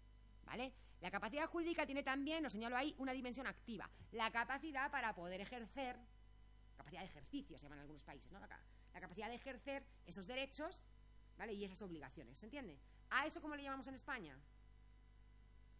Capacidad de obrar. Y eso no la tienen todas las personas. Es más, tanto en España como en otros países, hablen de jurídica y de obrar o no, ¿vale?, tanto en España como en la mayoría de los países, aunque algunos han intentado avanzar un poco, pero bueno, ahí seguimos, ¿vale?, tanto en España como en los demás países, las personas con discapacidad, actualmente, básicamente, personas con discapacidad intelectual y psicosocial, antes también personas con discapacidad sensorial, ¿vale? Hasta hace poco en el Código Civil español, las personas, ¿no?, sordas y ciegas que no supieran leer y escribir también podían ser incapacitadas, luego ya esto se cambió, ¿vale? Ahora, básicamente, como os digo, y en España, personas con discapacidad intelectual y psicosocial pueden verse privadas de esa capacidad de ejercer los derechos, que nosotros le llamamos capacidad de obrar. ¿Se entiende esto? Y esto pasa en todos los países, ¿vale? Utilicen capacidad jurídica de obrar o le llamen a todo capacidad jurídica, me da igual. Esa dimensión activa de ejercicio, ¿vale?, puede con carácter general ser restringida o ser eliminada, ¿vale?, ser negada a ciertas personas con discapacidad. ¿Se entiende esto? Bueno, y aquí llega el artículo 12, uno de los más revolucionarios de la Convención, ¿vale? Uno de los más revolucionarios de la Convención. Lo que dice el artículo 12 es que las personas con discapacidad tienen capacidad jurídica en igualdad de condiciones con las demás en todos los aspectos de la vida, ¿vale? El 12.2. El 12.1 dice que tienen personalidad jurídica. Aquí no hay problema porque en la actualidad, quizá no antes, ¿vale?, pero en la actualidad las personas con discapacidad se reconocen como personas jurídicas, ¿vale?, con personalidad jurídica, quiero decir, en todos los aspectos de la vida, en todos los países no tenemos problema, ¿vale? Aunque luego a veces no se cumple del todo porque no todas tienen derecho a ser registradas en el registro civil, depende, aquí sí, ¿no?, pero depende de los contextos, puede haber algún problema con documentos de identidad, ¿vale? Pero en general, lo que es el reconocimiento genérico de la personalidad jurídica, todos los códigos civiles lo establecen y no hay restricciones, ¿de acuerdo? Donde hay restricciones es en la capacidad, ¿vale?, jurídica, y por eso se señala en el 12.2, ¿entiende? Todas las personas con discapacidad tienen capacidad jurídica en igualdad, otra vez, en igualdad de condiciones con las demás, ¿vale? Esto quiere decir que si a veces se restringe la capacidad por determinadas causas a todas las personas, pues las personas con discapacidad también, ¿se entiende? En igualdad de condiciones con las demás en todos los aspectos de la vida. Y el artículo 12.3 nos dice que para poder ejercer esa capacidad jurídica en igualdad de condiciones con las demás, los estados deben garantizar que las personas con discapacidad tengan acceso a los apoyos que puedan necesitar, ¿vale? ¿Y esto qué quiere decir? Habitualmente en España y también en otros países, cuando se incapacita una persona con discapacidad, ¿qué se hace? ¿Qué se le nombra? Un tutor, ¿no? ¿Vale? En otros países se llama curador, a lo que nosotros llamamos tutor, al revés, da igual. Es decir, una tercera persona, da igual cómo se llama en cada país, que lo que hace es sustituir a la persona con discapacidad en la toma de sus decisiones, ¿sí o no? Esa persona es la que toma las decisiones, ¿vale? Ese tercero toma las decisiones en nombre, ¿no?, de la persona con discapacidad. En su mejor interés, ¿vale? Sí, no para perjudicarle. El Código Civil dice en beneficio del tutelado, ¿sí o no? En su mejor interés, pero sin que esté obligado a tener en cuenta su voluntad y sus preferencias. Porque para protegerle puede no tener en cuenta que esta persona quiere vivir en tal lado y no en este otro, ¿se entiende? ¿Vale? Entonces, ese es el sistema clásico, ¿no? Incapacitar, nombrar un tutor que para proteger a la persona y en su beneficio decide por él, ¿se entiende? La convención esto lo cambia, ¿vale? Porque nos dice que las personas con discapacidad no tienen igual, tienen que tener reconocido el ejercicio de su capacidad jurídica en igualdad de condiciones, claro.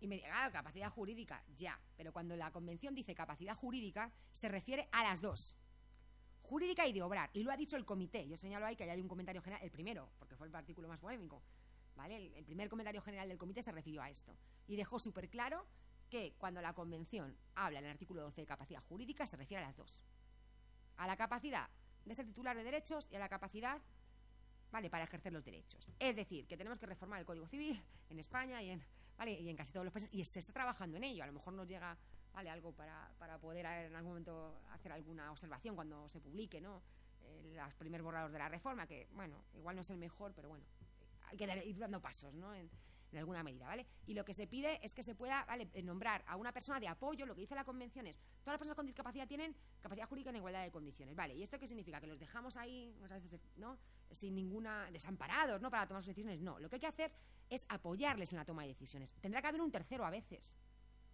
Bueno, tendrá que haber muchas cosas. Lenguaje accesible, claro. Es que las personas con discapacidad no pueden decidir si firmar una hipoteca o no a veces, porque es incomprensible. Es que no lo leemos normalmente porque no entendemos. Ni los juristas a veces no leemos los papeles que firmamos en ciertos ámbitos. Bueno, habrá cosas de accesibilidad, ¿vale? Pero a veces también hará falta un tercero que apoye, ¿vale?, que explique a la persona en un lenguaje que entienda, ¿vale?, lo que significa tomar una decisión, las consecuencias, que pueda trasladar la opinión de la persona, porque igual la persona no se expresa, ¿vale?, con un lenguaje verbal habitual, sino que se expresa, ¿vale?, de otra manera, ¿se entiende? Un tercero que apoye, ¿no?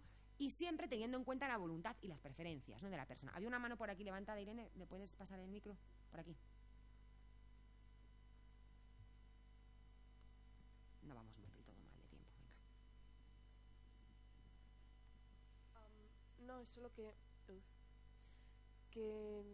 a ver, o sea, que esto en la práctica entiendo que es en gente que tiene, digamos, el potencial de con cierta ayuda llegar al mismo punto, pero cuando hablamos de gente con discapacidad, bueno, no distingo muy bien entre discapacidad intelectual y psicosocial, pero gente que está... Dime en qué estás pensando, dime la situación específica, ponle nombre al...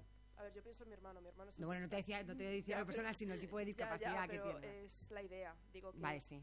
Eso, que no puede, si no sabe hablar, leer, escribir, tal, no le puedo pedir que vote, por mucho que se lo explique. Entonces, en esos casos, ¿cómo se entiende esto? Vale, esos son los famosos casos difíciles del artículo 12, ¿vale? Yo os decía antes que la idea es que... esto da para mucho, ¿eh? Al que le interesa, además, tenemos mucho escrito y trabajado, los profesores de la clínica, etcétera. Ahora no vamos a tener ningún caso específico, ¿vale?, sobre estas cuestiones, pero es algo que siempre va a afectar, ¿vale? Porque a veces nos vamos a poder encontrar en algún caso con una persona que está incapacitada, que nos llegue un caso, ¿no?, aunque no vayamos a discutir su incapacitación, o sí, a lo mejor alguna vez hacemos un recurso, ¿no?, para que recupere la capacidad o para que recupere el voto, ¿no?, etcétera. Ya veremos estas cuestiones, ¿vale? Pero es un tema que daría para una sesión específica, ¿vale? Voy a contestar así de manera rápida y después pues puedo, ¿vale? Ya veremos qué hacemos con los materiales, si los colgamos, ¿vale?, en la web, abrimos un Google Drive, no sé si habéis hablado de esto, de cosas más organizativas, ya hablaremos, ¿de acuerdo? Pero ahí aparecerán cosas y si estás interesada me puedes escribir y yo te lo envío, ¿vale? Yo lo que contestaría aquí sería, bueno, vamos a ver, efectivamente la convención tiene en cuenta que la situación de todas las personas no es la misma, pero el artículo 12 se les aplica a todas. ¿Y esto qué quiere decir? Bueno, pues que habrá situaciones donde los niveles de apoyo van a ser distintos para cada persona, ¿vale? Evidentemente habrá personas que necesiten un nivel de apoyo muy, muy pequeño, pues podemos pensar, si queréis, para que nos entendamos, ¿vale? Podemos pensar en síndromes de Down que no son muy profundos, ¿vale?, donde simplemente, ¿vale?, pues incluso con la accesibilidad universal a lo mejor sería hasta suficiente, pero bueno, a lo mejor con una pequeña persona de apoyo, pues no sé, pues para que te ayude a administrar grandes cantidades de dinero, porque a partir de 200 euros ya no me entero bien, ¿vale?, etcétera, ¿vale? Pues esa persona le apoya, ¿no?, le ayuda, ¿no?, con grandes decisiones patrimoniales más, ¿vale? Son niveles más leves, ¿no?, de apoyo. Los puede haber un poco más intensos, pero como tú dices, donde la persona puede expresar, ¿no?, su opinión. No sé si el caso que me señalas puede expresar, ¿no?, lo que no puede expresarse de ninguna, ¿vale?, de ninguna manera. Empezamos a ir a casos más difíciles, ¿no? En casos donde la persona no puede, a ver, la convención, en casos donde la persona puede expresar, ¿vale?, puede expresar su voluntad y preferencias, ¿vale? Esto está en el artículo 12.4, ¿vale? Se puede expresar su voluntad y sus preferencias por cualquier medio, que a veces puede ser el medio del lenguaje verbal habitual, pero que a veces hay personas que se expresan por gestos, ¿no?, porque ya no pueden, ¿vale? Pero alguien que los conoce sabe, ¿no? lo que quieren decir. Espera, con un determinado, ¿vale? gesto, etcétera, ¿vale? Pues esa puede ser una manera de expresar voluntad y preferencias, ¿vale? Y habrá personas, vamos a los casos, ¿vale? que van siendo más difíciles, que ya no pueden expresar de ninguna manera, ¿vale? su voluntad y sus preferencias, ¿vale? Lo que nos obliga a la convención es a intentar ir a buscar las preferencias donde estén, y a donde no podamos encontrarlas, tratar de reconstruir lo que la persona querría, pero no pensando en su mejor interés, ¿vale? Sino pensando realmente en la subjetividad de la persona. A lo mejor esto que estoy diciendo se entiende mejor si pensamos en un caso de Alzheimer, ¿vale? Si pensamos en una persona con Alzheimer, ¿vale? que es una persona mayor, que ha adquirido, ¿no? esa situación de discapacidad con el tiempo, esa persona tiene una historia de vida, ¿no? ¿Vale? Alguien que le conoce puede pensar, vamos a ver, y mi padre o mi madre con Alzheimer, o mi marido, mi mujer o mi pareja con Alzheimer, ¿qué hubiera querido, ¿no? En esa situación? ¿Dónde hubiera querido vivir? ¿Vale? O hubiera querido, ahora que tiene una enfermedad y está enganchado a una máquina, ¿vale? ¿Se entiende? Eso valdría para cualquier persona, no solamente para alguien que cae en coma, ¿vale? Decimos, que esta persona que hubiera querido, bueno, pues yo siempre pongo el ejemplo de mis padres, ¿no? En la grabación no se les parecerá bien, ¿no? Pero, por ejemplo, mi madre, ¿no? Mi madre es de Ávila, ¿vale? Católica, ¿vale? Más o menos practicante, etcétera. Entonces yo sé que ella tiene una idea, ¿no? de la religiosidad, etcétera, que a lo mejor en una situación donde ella esté enchufada una máquina que no sufre, ¿vale? Pero que me dicen que si la desenchufamos o no, pues igual tengo que dejarlo en manos de lo que ella consideraría que tengo que hacer, de Dios, ¿no? Pero a lo mejor en el caso de mi padre no tendría que decidir lo mismo, ¿vale? Es decir, un poco intentar, ¿no? No hacer lo que a mí me gustaría, ¿vale? Sino lo que yo creo que a la persona le gustaría, ¿vale? Es verdad que en discapacidades, ¿no? de personas más jóvenes que igual son congénitas, etcétera, ¿no? que no tienen esa historia de vida, es el caso quizá más difícil, ¿vale? Entonces ahí lo que obliga a la convención es a hacer todas las actuaciones para que esa persona pueda desarrollar la capacidad de expresar su voluntad y sus preferencias, aunque sean las cosas más pequeñas, ¿vale? No tenés por qué estar pensando en grandes planes, ¿no? de vida, cada situación es distinta. Entonces, tratar de lograr, como tú dices, el potencial, pero el potencial tenemos que entender que lo tiene cualquier persona, porque tratar a una persona como alguien digno es pensar que de una u otra manera, ¿vale? de una u otra forma quizá podemos extraer el potencial de esa persona para que en la medida que cada uno pueda, según su situación, pueda, ¿vale? desarrollar, ¿vale? lecciones, opciones de alguna medida. Sé que no todos los casos son iguales, ¿vale? Es verdad que tú estás planteando el caso más difícil, ¿vale? pero tengamos en cuenta que el artículo 12, antes que a ese caso difícil, afecta a otros muchos casos más fáciles, donde directamente está diciendo por las personas, es verdad, ¿vale? que estos casos difíciles son donde el artículo 12 pues nos da, hay más resistencia, lo vemos menos, ¿vale? pero hay que pensar que es como un cambio de mirada, ¿vale? No es como todo, ¿no? lo que hemos estado contando, no es preguntarse, a ver, ¿qué deficiencia tiene la persona y dónde le voy a quitar la capacidad? ¿Vale? Vamos a ver, ¿qué apoyo necesita esta persona para desarrollar, ¿no? su autonomía moral, sus decisiones, hasta donde sea posible, ¿vale? En cada caso. No sé si así se entiende un poco mejor, ¿vale? Por ahí, Irene, ¿querías decir algo? Que yo creo que cuando hablamos siempre de estos casos difíciles así se nos olvidan algunas cosas. Bueno, que sí que son casos difíciles y que son, no sé, son muy importantes, pero es verdad que son casos extremos y muchas veces se legisla pensando en el caso extremo. Se dice, no, es que no vamos a adaptar el artículo 12 porque ¿qué pasa en el caso? Ya lo sabemos, ese caso está y la Convención tiene una respuesta también para ese caso, pero no legislemos sobre la siempre pensando en lo más difícil, ¿vale? En lo más difícil. Tú me preguntabas, por ejemplo, el tema del derecho al voto, ¿no? Vale, esto, por ejemplo, ahora en España, sabéis también, no sé si quieres decir algo más, Irene, te cortaba ahí. Otra cosa. Y luego, por ejemplo, que siempre hace poco vi un vídeo, a ver si lo localizo y lo puedo pasar, de una persona que hablaba bueno, que acompañaba, sí. Además creo que era su hermano, y cómo interpretaba su voluntad para tomar decisiones.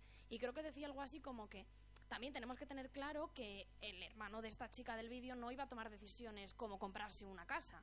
La decisión que iba a tomar y que se veía en el vídeo era que se quería volver a subir a la noria, si se volvía a subir a la noria se gastaba todo su dinero o no. Esa era la única decisión que tomaba. Que depende de las que se nos olvida, claro. que al final cada uno toma las decisiones según el contexto y en el que vive y que vive.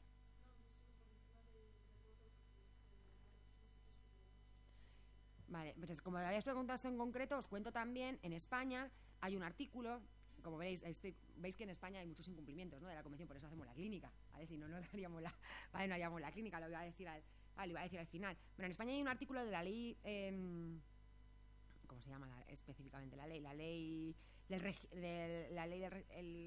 General del Régimen Electoral, el Régimen Electoral General, ¿no? la LOREG, ¿vale? Hay un artículo que señala que se puede privar del derecho al voto a las personas que estén internadas en un centro psiquiátrico por el artículo que hemos hablado, ¿no? del internamiento involuntario, pero aquí no se suele hacer, vale, está en la ley, hay que cambiarla, pero no tiene relevancia práctica. Y lo que sí que tiene relevancia práctica es que se dice que se puede privar del derecho al voto a las personas incapacitadas, ¿vale? En un proceso de incapacitación, ¿vale? Donde te van a ver cuánto te limitan, ¿no?, la capacidad, ¿vale? En ese mismo proceso, el juez tiene que decir si te quita o no el derecho al voto.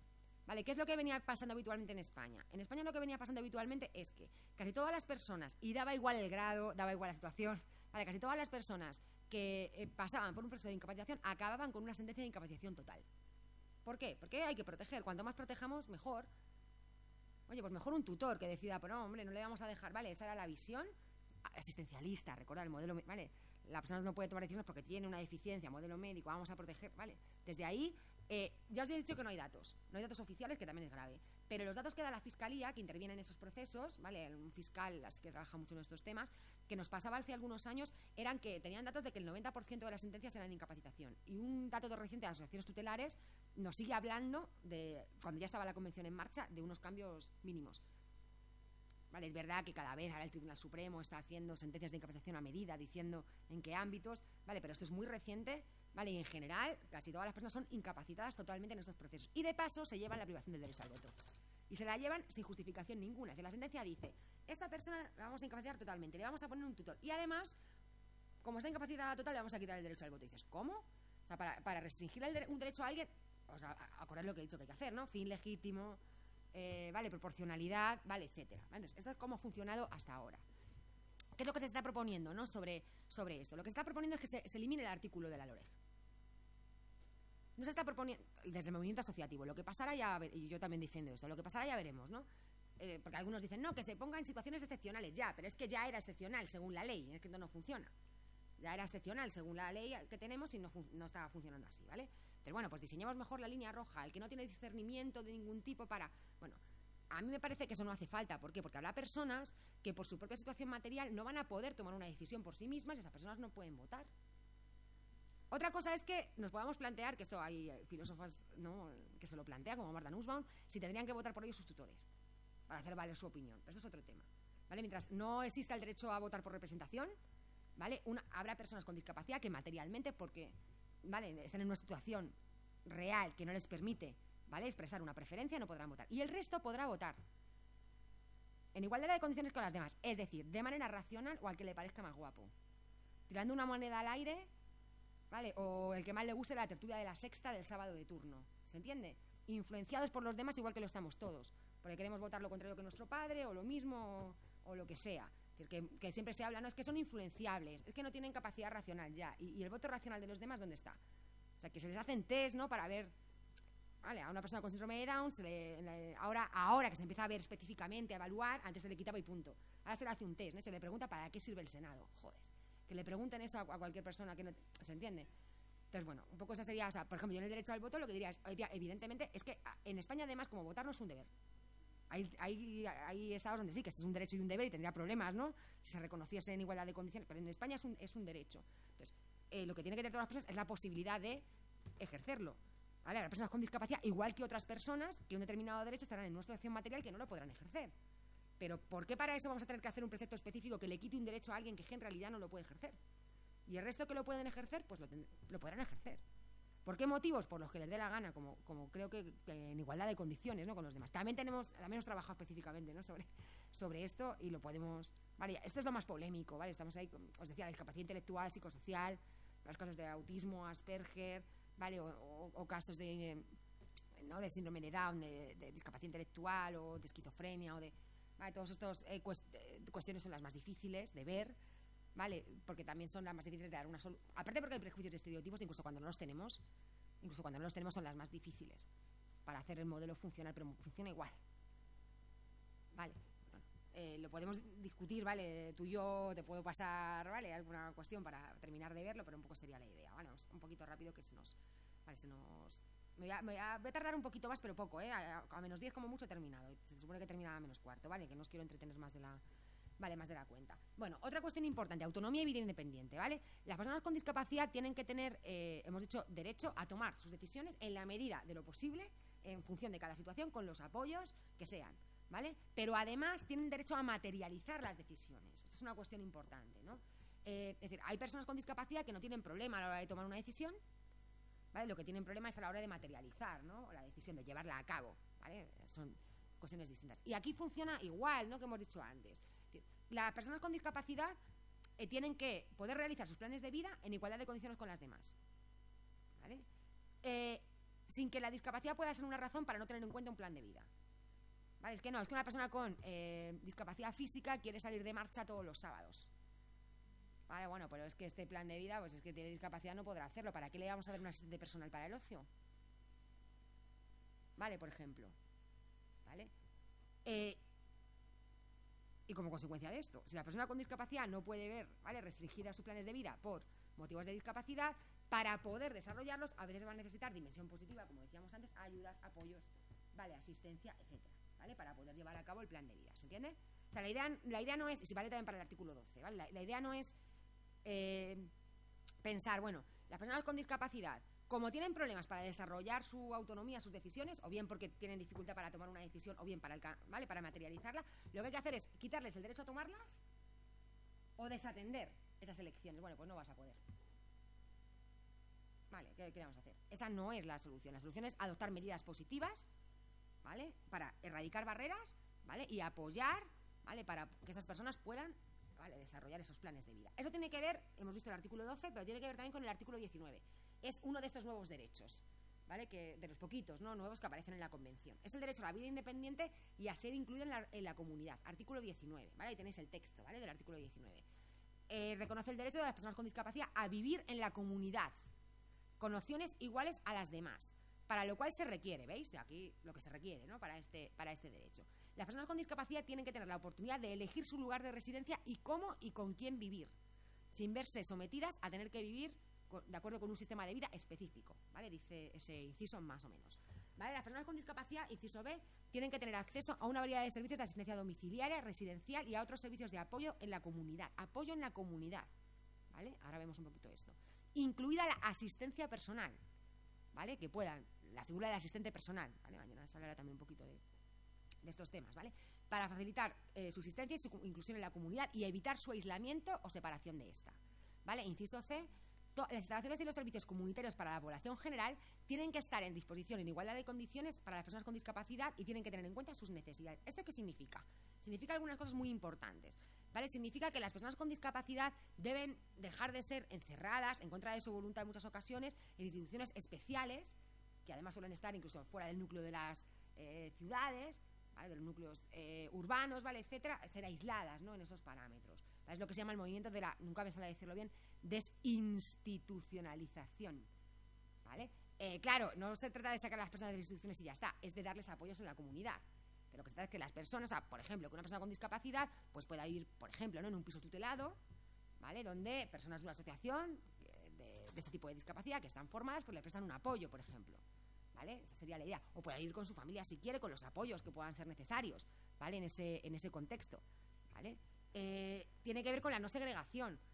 Este artículo también tiene que ver con esto, es decir, no hagamos espacios separados, ¿no? Cuando hablamos de educación, por ejemplo, que no haya colegios normales y los colegios especiales, ¿vale?, sino que construyamos colegios accesibles para todos, que obviamente tendrán que tener adaptaciones, apoyos profesionales específicos, ¿vale?, etcétera, ¿vale? Pero es la no separación, ¿no?, que todos los servicios sean diseñados para todas las personas, ¿no?, en ese sentido, ¿no? Y la cuestión de la asistencia personal, ¿vale?, que las personas que lo necesiten, no solamente como dice la ley española, ¿ley de dependencia os suena? La ley de dependencia en España, no solamente para las tareas básicas de la vida diaria, ¿vale?, sino para ejercer cualquier derecho, que las personas que lo necesiten tengan un asistente personal, ¿vale?, que les pueda permitir desarrollar, ¿vale?, esos planes y proyectos de vida. Más o menos, bueno, la situación en España, yo ya he ido poniendo, ¿no?, ejemplos, pero quería decir algunas cosas importantes. Bueno, antes de la convención lo que teníamos, ¿no?, era una ley del 81 de integración social de los minusválidos, LISMI, no sé si os suena. Teníamos una ley de accesibilidad universal en 2003, ¿vale? Y teníamos una ley de dependencia. La del 81 obviamente es modelo médico, ¿vale? Pero las otras intentan un poquito, aunque tienen sus problemas, ¿no?, ir aproximándose al modelo social. ¿Qué pasó? Que España, cuando se adoptó la convención, dijo España, esto lo cumplo yo, tengo unas leyes nuevas, ¿vale?, sobre este tema. Allá voy, firmó, de los primeros países que firmó, ¿vale?, de los primeros países que ratificó. ¿Esto qué quiere decir? Que cuando se cumplieron los 2 años, ¿no?, de la convención, cuando tenía que entrar en vigor, ¿vale? Pues en España ya entró en vigor directamente porque ya hemos cumplido todos los requisitos, ¿vale? Fue de los primeros países que entró en vigor, ¿de acuerdo? Claro, ¿qué pasa? Pues que no la cumplimos, como yo he ido poniendo algunos ejemplos, pero hay más, y hacemos la clínica porque no la cumplimos, ahora lo digo, ¿no? Pero en todo caso, en España hemos ratificado la convención y eso tiene importancia. ¿Os suena esto del artículo 96 y 10.2 de la Constitución? Artículo 97 de la Constitución. Los tratados internacionales que España firma forman parte ¿de qué? Una vez publicados del sistema español. Es decir, que la convención, amigos, es derecho interno, ¿vale? Es derecho interno. Es decir, que los jueces y tribunales tienen que aplicarla, que la gente la tiene que cumplir, ¿vale? Que es derecho igual que una ley que se aplica, ¿vale? La convención se aplica. Es más, si hay un conflicto entre una ley y la convención, se aplica preferentemente la convención porque una ley no puede modificar, ¿vale? Una convención, ¿se entiende? ¿Vale? O sea, importante. Eso no es que estemos pidiendo, ay, por favor, aplique usted la convención. No, es que la convención es derecho, ¿vale? Es más, la convención no solamente es un tratado internacional, es un tratado ¿de qué? De derechos humanos. 10.2 de la Constitución. Los derechos reconocidos en la Constitución se interpretarán de conformidad ¿con qué? Con los tratados internacionales de derechos humanos que España ha firmado. Es decir, que la Convención de Discapacidad no tiene nivel por encima de la Constitución, pero interpretativamente ahí está casi, ¿vale? Porque para saber lo que significa un derecho constitucional hay que leer, o sea, ¿qué significa el derecho constitucional al derecho al voto o a la libertad o tal para una persona con discapacidad? ¿Qué significa la Constitución? Me tengo que ir a leer la Convención, porque tengo que interpretar la Constitución según la Convención, así que a eso le da más peso todavía, ¿vale? Y tenemos que tenerlo en cuenta, ¿vale? Que tenemos ahí un argumentario, ¿vale? Que acudir a la Convención es acudir a un argumento fuerte, ¿vale? Porque estamos acudiendo a una norma jurídica con un nivel, ¿vale? Muy importante en el ordenamiento. ¿Esto se entiende? Vale, no me detengo, ¿vale? Entonces más aquí. Bueno, en España ya os he dicho, nos han examinado, ¿vale? Como fuimos de los primeros, pues claro, de los primeros en ser examinados, ¿vale? Los primeros en firmar y ratificar. Entonces, el comité publicó unas observaciones finales en 2011 donde nos puso muchas pegas, como a todos los países, ¿vale? Los aspectos clave en todos y algunas cuestiones particulares. Tendréis también las observaciones para que os hagáis una idea, ¿vale? De esto. Claro, como nos examinamos, pues hemos ido corrigiendo algunas cosas, pero no todas, ¿vale? Para quedar bien en el examen ya hicimos alguna pequeña cosa, ¿vale? Después, ¿qué hicimos? Que también es importante que sepáis que existe esta ley. Después refundimos algunas leyes que teníamos, la LISMI, esa del 81 que os decía, la de Igualdad de Oportunidades de 2003, otra que teníamos de infracciones y sanciones, ¿vale? Cuando se incumplía la accesibilidad, la refundimos en una sola ley, ¿vale? En texto refundido, ¿vale? En 2013, la Ley de Derechos de las Personas con Discapacidad y de su Inclusión Social, se llama ahora, ¿vale? Ya no se llaman minusválidos, ¿no? Como la anterior ni nada de esto, ¿vale? Con este lenguaje, ¿vale? De 2013, donde también vamos a encontrar casi siempre, ¿no? Cuando tengamos un caso vamos a encontrar algún artículo que se refiere a nuestro caso, ¿vale? Muy bien, está esa ley, pero ¿qué pasa? Que sí, que está esa ley, pero que las leyes, ¿no? Que regulan cada ámbito no se han terminado de modificar, ¿vale? Entonces seguimos teniendo incumplimientos de la Convención en muchos ámbitos, ¿vale? Y graves, ¿vale? No hemos cambiado, ¿no? El derecho, todo lo que hacía falta, ¿se entiende?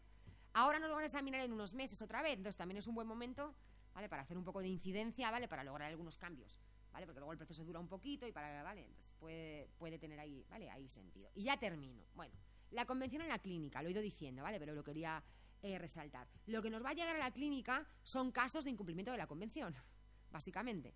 ¿Vale? Los casos que nos van a llegar, ¿vale? Tanto casos individuales que nos denuncien, ¿no? Una situación de discriminación en algún ámbito, ¿vale? O tanto informes que podamos hacer sobre una ley que no se adapta para la convención. Siempre estamos en incumplimiento de la convención, ¿vale? Y esto quiere decir que la convención y lo que el comité ha dicho, ¿no? Por eso los comentarios generales, ¿no? Las observaciones finales, lo que el comité ha dicho sobre la convención va a ser nuestro marco de referencia ineludible, ¿vale? Desde ahí tenemos que partir. Lo que tenemos que hacer es siempre, ¿vale? Ponernos de parte, ¿no? de la convención y de la interpretación más avanzada, ¿vale? Más progresista de la convención, claro, en función de lo que nuestro cliente le interese, que va a ser eso, ¿no? Casi siempre, ¿vale? Esa interpretación más, ¿vale? Más avanzada, ¿no? de la convención, ¿de acuerdo? Entonces ese tiene que ser nuestro marco de referencia, ¿vale? Por eso cuanto antes os familiaricéis, ¿no? Con la convención, que os suene, ¿vale? Algunas cosas mejor. Y también quería un poco señalar que yo creo que nuestra clínica es, por un lado, una medida de cumplimiento directo de la convención, ¿vale? Yo os he hablado del artículo 8, ¿vale? De que habla de sensibilizar, formar, ¿no? A profesionales, ¿vale? Etcétera, en temas de discapacidad, ¿no? Y en la convención. Entonces yo creo que con esta clínica estamos formando, ¿no? A un grupo de profesionales muy importante que no tiene formación sobre esto, si no es a través de la clínica, porque no sé si habéis oído hablar de la discapacidad alguna vez, ¿no? Pero me decís que no, en los estudios de grado en ¿vale? En la universidad, aunque se supone que deberíamos hacerlo, porque debería ser un tema transversal, pero no, vale, pero no se hace. Es decir, creo que estamos cumpliendo directamente la convención, ¿vale? Cuando formamos en esto a futuros profesionales del derecho, claves en todo esto, ¿vale? En muchos ámbitos. Y creo que también la clínica es un instrumento, ¿no?, indirecto para hacer cumplir la convención, ¿vale? Porque lo que nos van a llegar, como os decía, son casos de vulneración, ¿vale? Y nuestro papel sería, ¿vale?, al darles una respuesta, pues tratar de subsanar, ¿no?, esas vulneraciones, ¿vale? Yo me quedaría aquí. No sé si hay alguna pregunta. Un poco se ha ido por ahí. ¿Hay una pregunta? Disculpadme, retrasé un poquito. Gracias. ¿Hay alguna reserva que haya hecho España a esta convención? No. Algunos países han hecho reservas, claro, sobre todo al artículo 12 y al 29 al derecho al voto, ¿vale? De hecho, en Europa hay muchos países que han hecho reservas. Que, ojo, que se ha denunciado que esas reservas no valen porque son en contra del espíritu de la convención. No vale hacer cualquier reserva, o sea, ojo con esto también, ¿vale? Que hay algunos que mantenemos que son inválidas y tal, y bueno, ¿vale? Pero España no ha hecho ninguna, ¿vale? España fue, ¡pam! Claro, España dijo capacidad jurídica. Si yo lo tengo aquí en el código, ¿vale? En el código civil está fenomenal, porque yo lo que restringo es la de obrar, ¿vale? Las cuestiones más relevantes, derecho al voto, pero si yo hago una evaluación específica, es que no se entendió bien, ¿vale?, el alcance de la convención. Y luego la convención, además, el comité, ¿vale?, el comité de la convención está abogando por una interpretación también, ¿vale?, digamos, a mí no me importa llamarle radical, porque no me importa, pero bueno, igual queda mal decir radical, que es lo más avanzada, sí, lo más radical, ¿no? En relación, me dice Irene, a ver, que sí, por eso, a mí me parece, o sea, que digo, porque por eso a mí no me importa decir radical, pero a veces queda es que es un radical, una posición muy radical. Bueno, la posición que mejor encaja con el modelo de derechos y con el modelo social, ¿vale? La que es más acorde con esa, ¿vale?, con esa mirada, ¿vale? Lo cual no significa que la convención diga cosas como hay que dejar, ¿no?, que las personas con discapacidad decidan sin ningún tipo de colchón o de apoyo, ¿vale?, o de tal. No, la convención no dice eso, ¿vale? Pero la convención sí que hay muchos temas que es muy avanzada y que no se entendió, ¿vale? Y ahora el comité está constatando que es así de avanzada y muchos estados pues están llevando las manos a la cabeza en algunos temas que yo creo que no deberían. Y también muchas, esto también lo quiero decir, también muchas asociaciones de personas con discapacidad y sus familias tienen miedo en relación con la convención. Bueno, esto es, ¿no?, donde van a desproteger. No es eso. La convención lo que quiere es proteger lo justo, porque si se sobreprotege se restringe arbitrariamente la autonomía de alguien. Pero la convención también habla de proteger, claro, tiene artículos que hablan de proteger contra el abuso, la explotación, etcétera. En el primer artículo 12 habla de proteger contra la influencia indebida, ¿vale?, etcétera. Lo que la convención quiere es proteger, pero lo justo, ¿vale?, en la medida justa. Entonces, ciertas resistencias que hay de incomprensión en relación con la convención, que son totalmente justificadas. Lo que no son justificadas son los estereotipos en negativo, ¿vale? Todo eso no es justificado, pero hay resistencias que se entienden perfectamente por el miedo al cambio, a lo nuevo, también por a veces una interpretación interesada, ¿no?, que se hace. Yo he oído decir, es que todos los del comité están locos. Digo, bueno, pues personas con discapacidad psicosocial en el comité sí hay, pero no es como para que diga, ¿sabes?, están locos porque se han pasado 3 vueltas, ¿no? Es que están diciendo, bueno, no. O sea, es verdad que hay algunas cosas que de entrada pueden chocar, ¿vale?, que hay que ver cómo se aterrizan. Además, a la convención hay que adaptarla a cada contexto cultural, ¿vale?, etcétera. Cada país no va a ser lo mismo, cómo hacer una medida u otra, ¿vale? Pero hay que tener en cuenta esto, ¿vale? Y España, efectivamente, no hizo ninguna reserva y ya no las puede hacer. Ni reserva ni declaración interpretativa, que hicieron algunos sobre esto, ¿vale? ¿Más preguntas? ¿Todos los derechos reconocidos en la Convención son directamente exigibles o necesitan algún desarrollo legal? A ver, esto hay que ver en cada caso. Vale, es verdad, esto también os podremos colgar algo, ¿vale? Un trabajo mío que me refiero un poquito a esto, ¿vale? A ver, es verdad que las convenciones, o sea, la convención, cualquier tratado internacional, una vez publicado, ¿vale?, tiene que ser directamente aplicable, pero es verdad que hay algunos artículos, ¿vale?, que no se pueden aplicar directamente, ¿vale? Algunos artículos que hasta que no hay, ¿no?, un desarrollo a nivel interno, que se crea una estructura o que se crea tal, ¿vale?, no se pueden aplicar, ¿vale? Pero aquí hay que decir varias cosas. Cuando estamos en un tratado de derechos humanos, ¿vale?, se tiende hacia la eficacia directa en la mayor medida posible, ¿vale? Son principios de interpretación, de derecho internacional, ¿vale?, etcétera, que eso lo podemos usar ahí. Otra cosa que se puede decir es que con el artículo 10.2 esto de la eficacia directa e indirecta se difumina, porque como hay que hacer es interpretar lo que ya hay a la luz, ¿vale?, de la convención, ¿de acuerdo? Se difumina también un poco. Entonces siempre vamos a poder encontrar alguna vía, ¿vale?, para tener alguna incidencia, no sé. De las pocas sentencias, bueno, ya hay alguna más, pero de las primeras sentencias, mejor dicho, que hubo en España sobre la convención, fue en un tema, ¿no?, que era, se había presentado creo que era una beca a un alumno, no sé si era en una universidad, no sé, no se habían puesto en marcha los ajustes razonables, ¿vale? Entonces, lo que dijo el tribunal es que eso se podía aplicar directamente, no hacía falta que se desarrollara de ningún modo, que el que había hecho la convocatoria podía coger la convención, hay que hacer ajustes razonables. Entonces, sí que podemos tener ahí algún problema en alguna ocasión, pero yo creo que la tendencia es a la aplicación, ¿vale? A la aplicación directa. Si hay algún caso, ¿no?, que se nos plantee específicamente, pues lo podríamos. Pero siempre, aunque sea con la interpretación a la luz, siempre le vamos a poder dar un papel a la, ¿vale?, a la convención, ¿vale? ¿Más cosas? ¿Más o menos claro? ¿Más o menos bien? Vale, pues entonces, mañana os convocamos otra vez. Mañana, Irene, es a las 9:30, ¿no? Lo tenéis en... que no es a las 10. ¿Lo tenéis hay alguien ahí delante?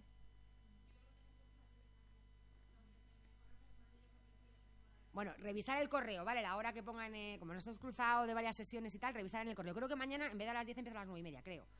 ¿Vale? Que es aquí, en el mismo, ¿vale? En el mismo aula. Y luego sí, a última hora nos vamos a ir a otro aula a escuchar una conferencia, ¿vale?, de un tema de empleo, ¿vale? ¿De acuerdo? Entonces, mañana os volvemos a convocar aquí, ¿de acuerdo? Muchas gracias a todos y a todas por venir, ¿vale?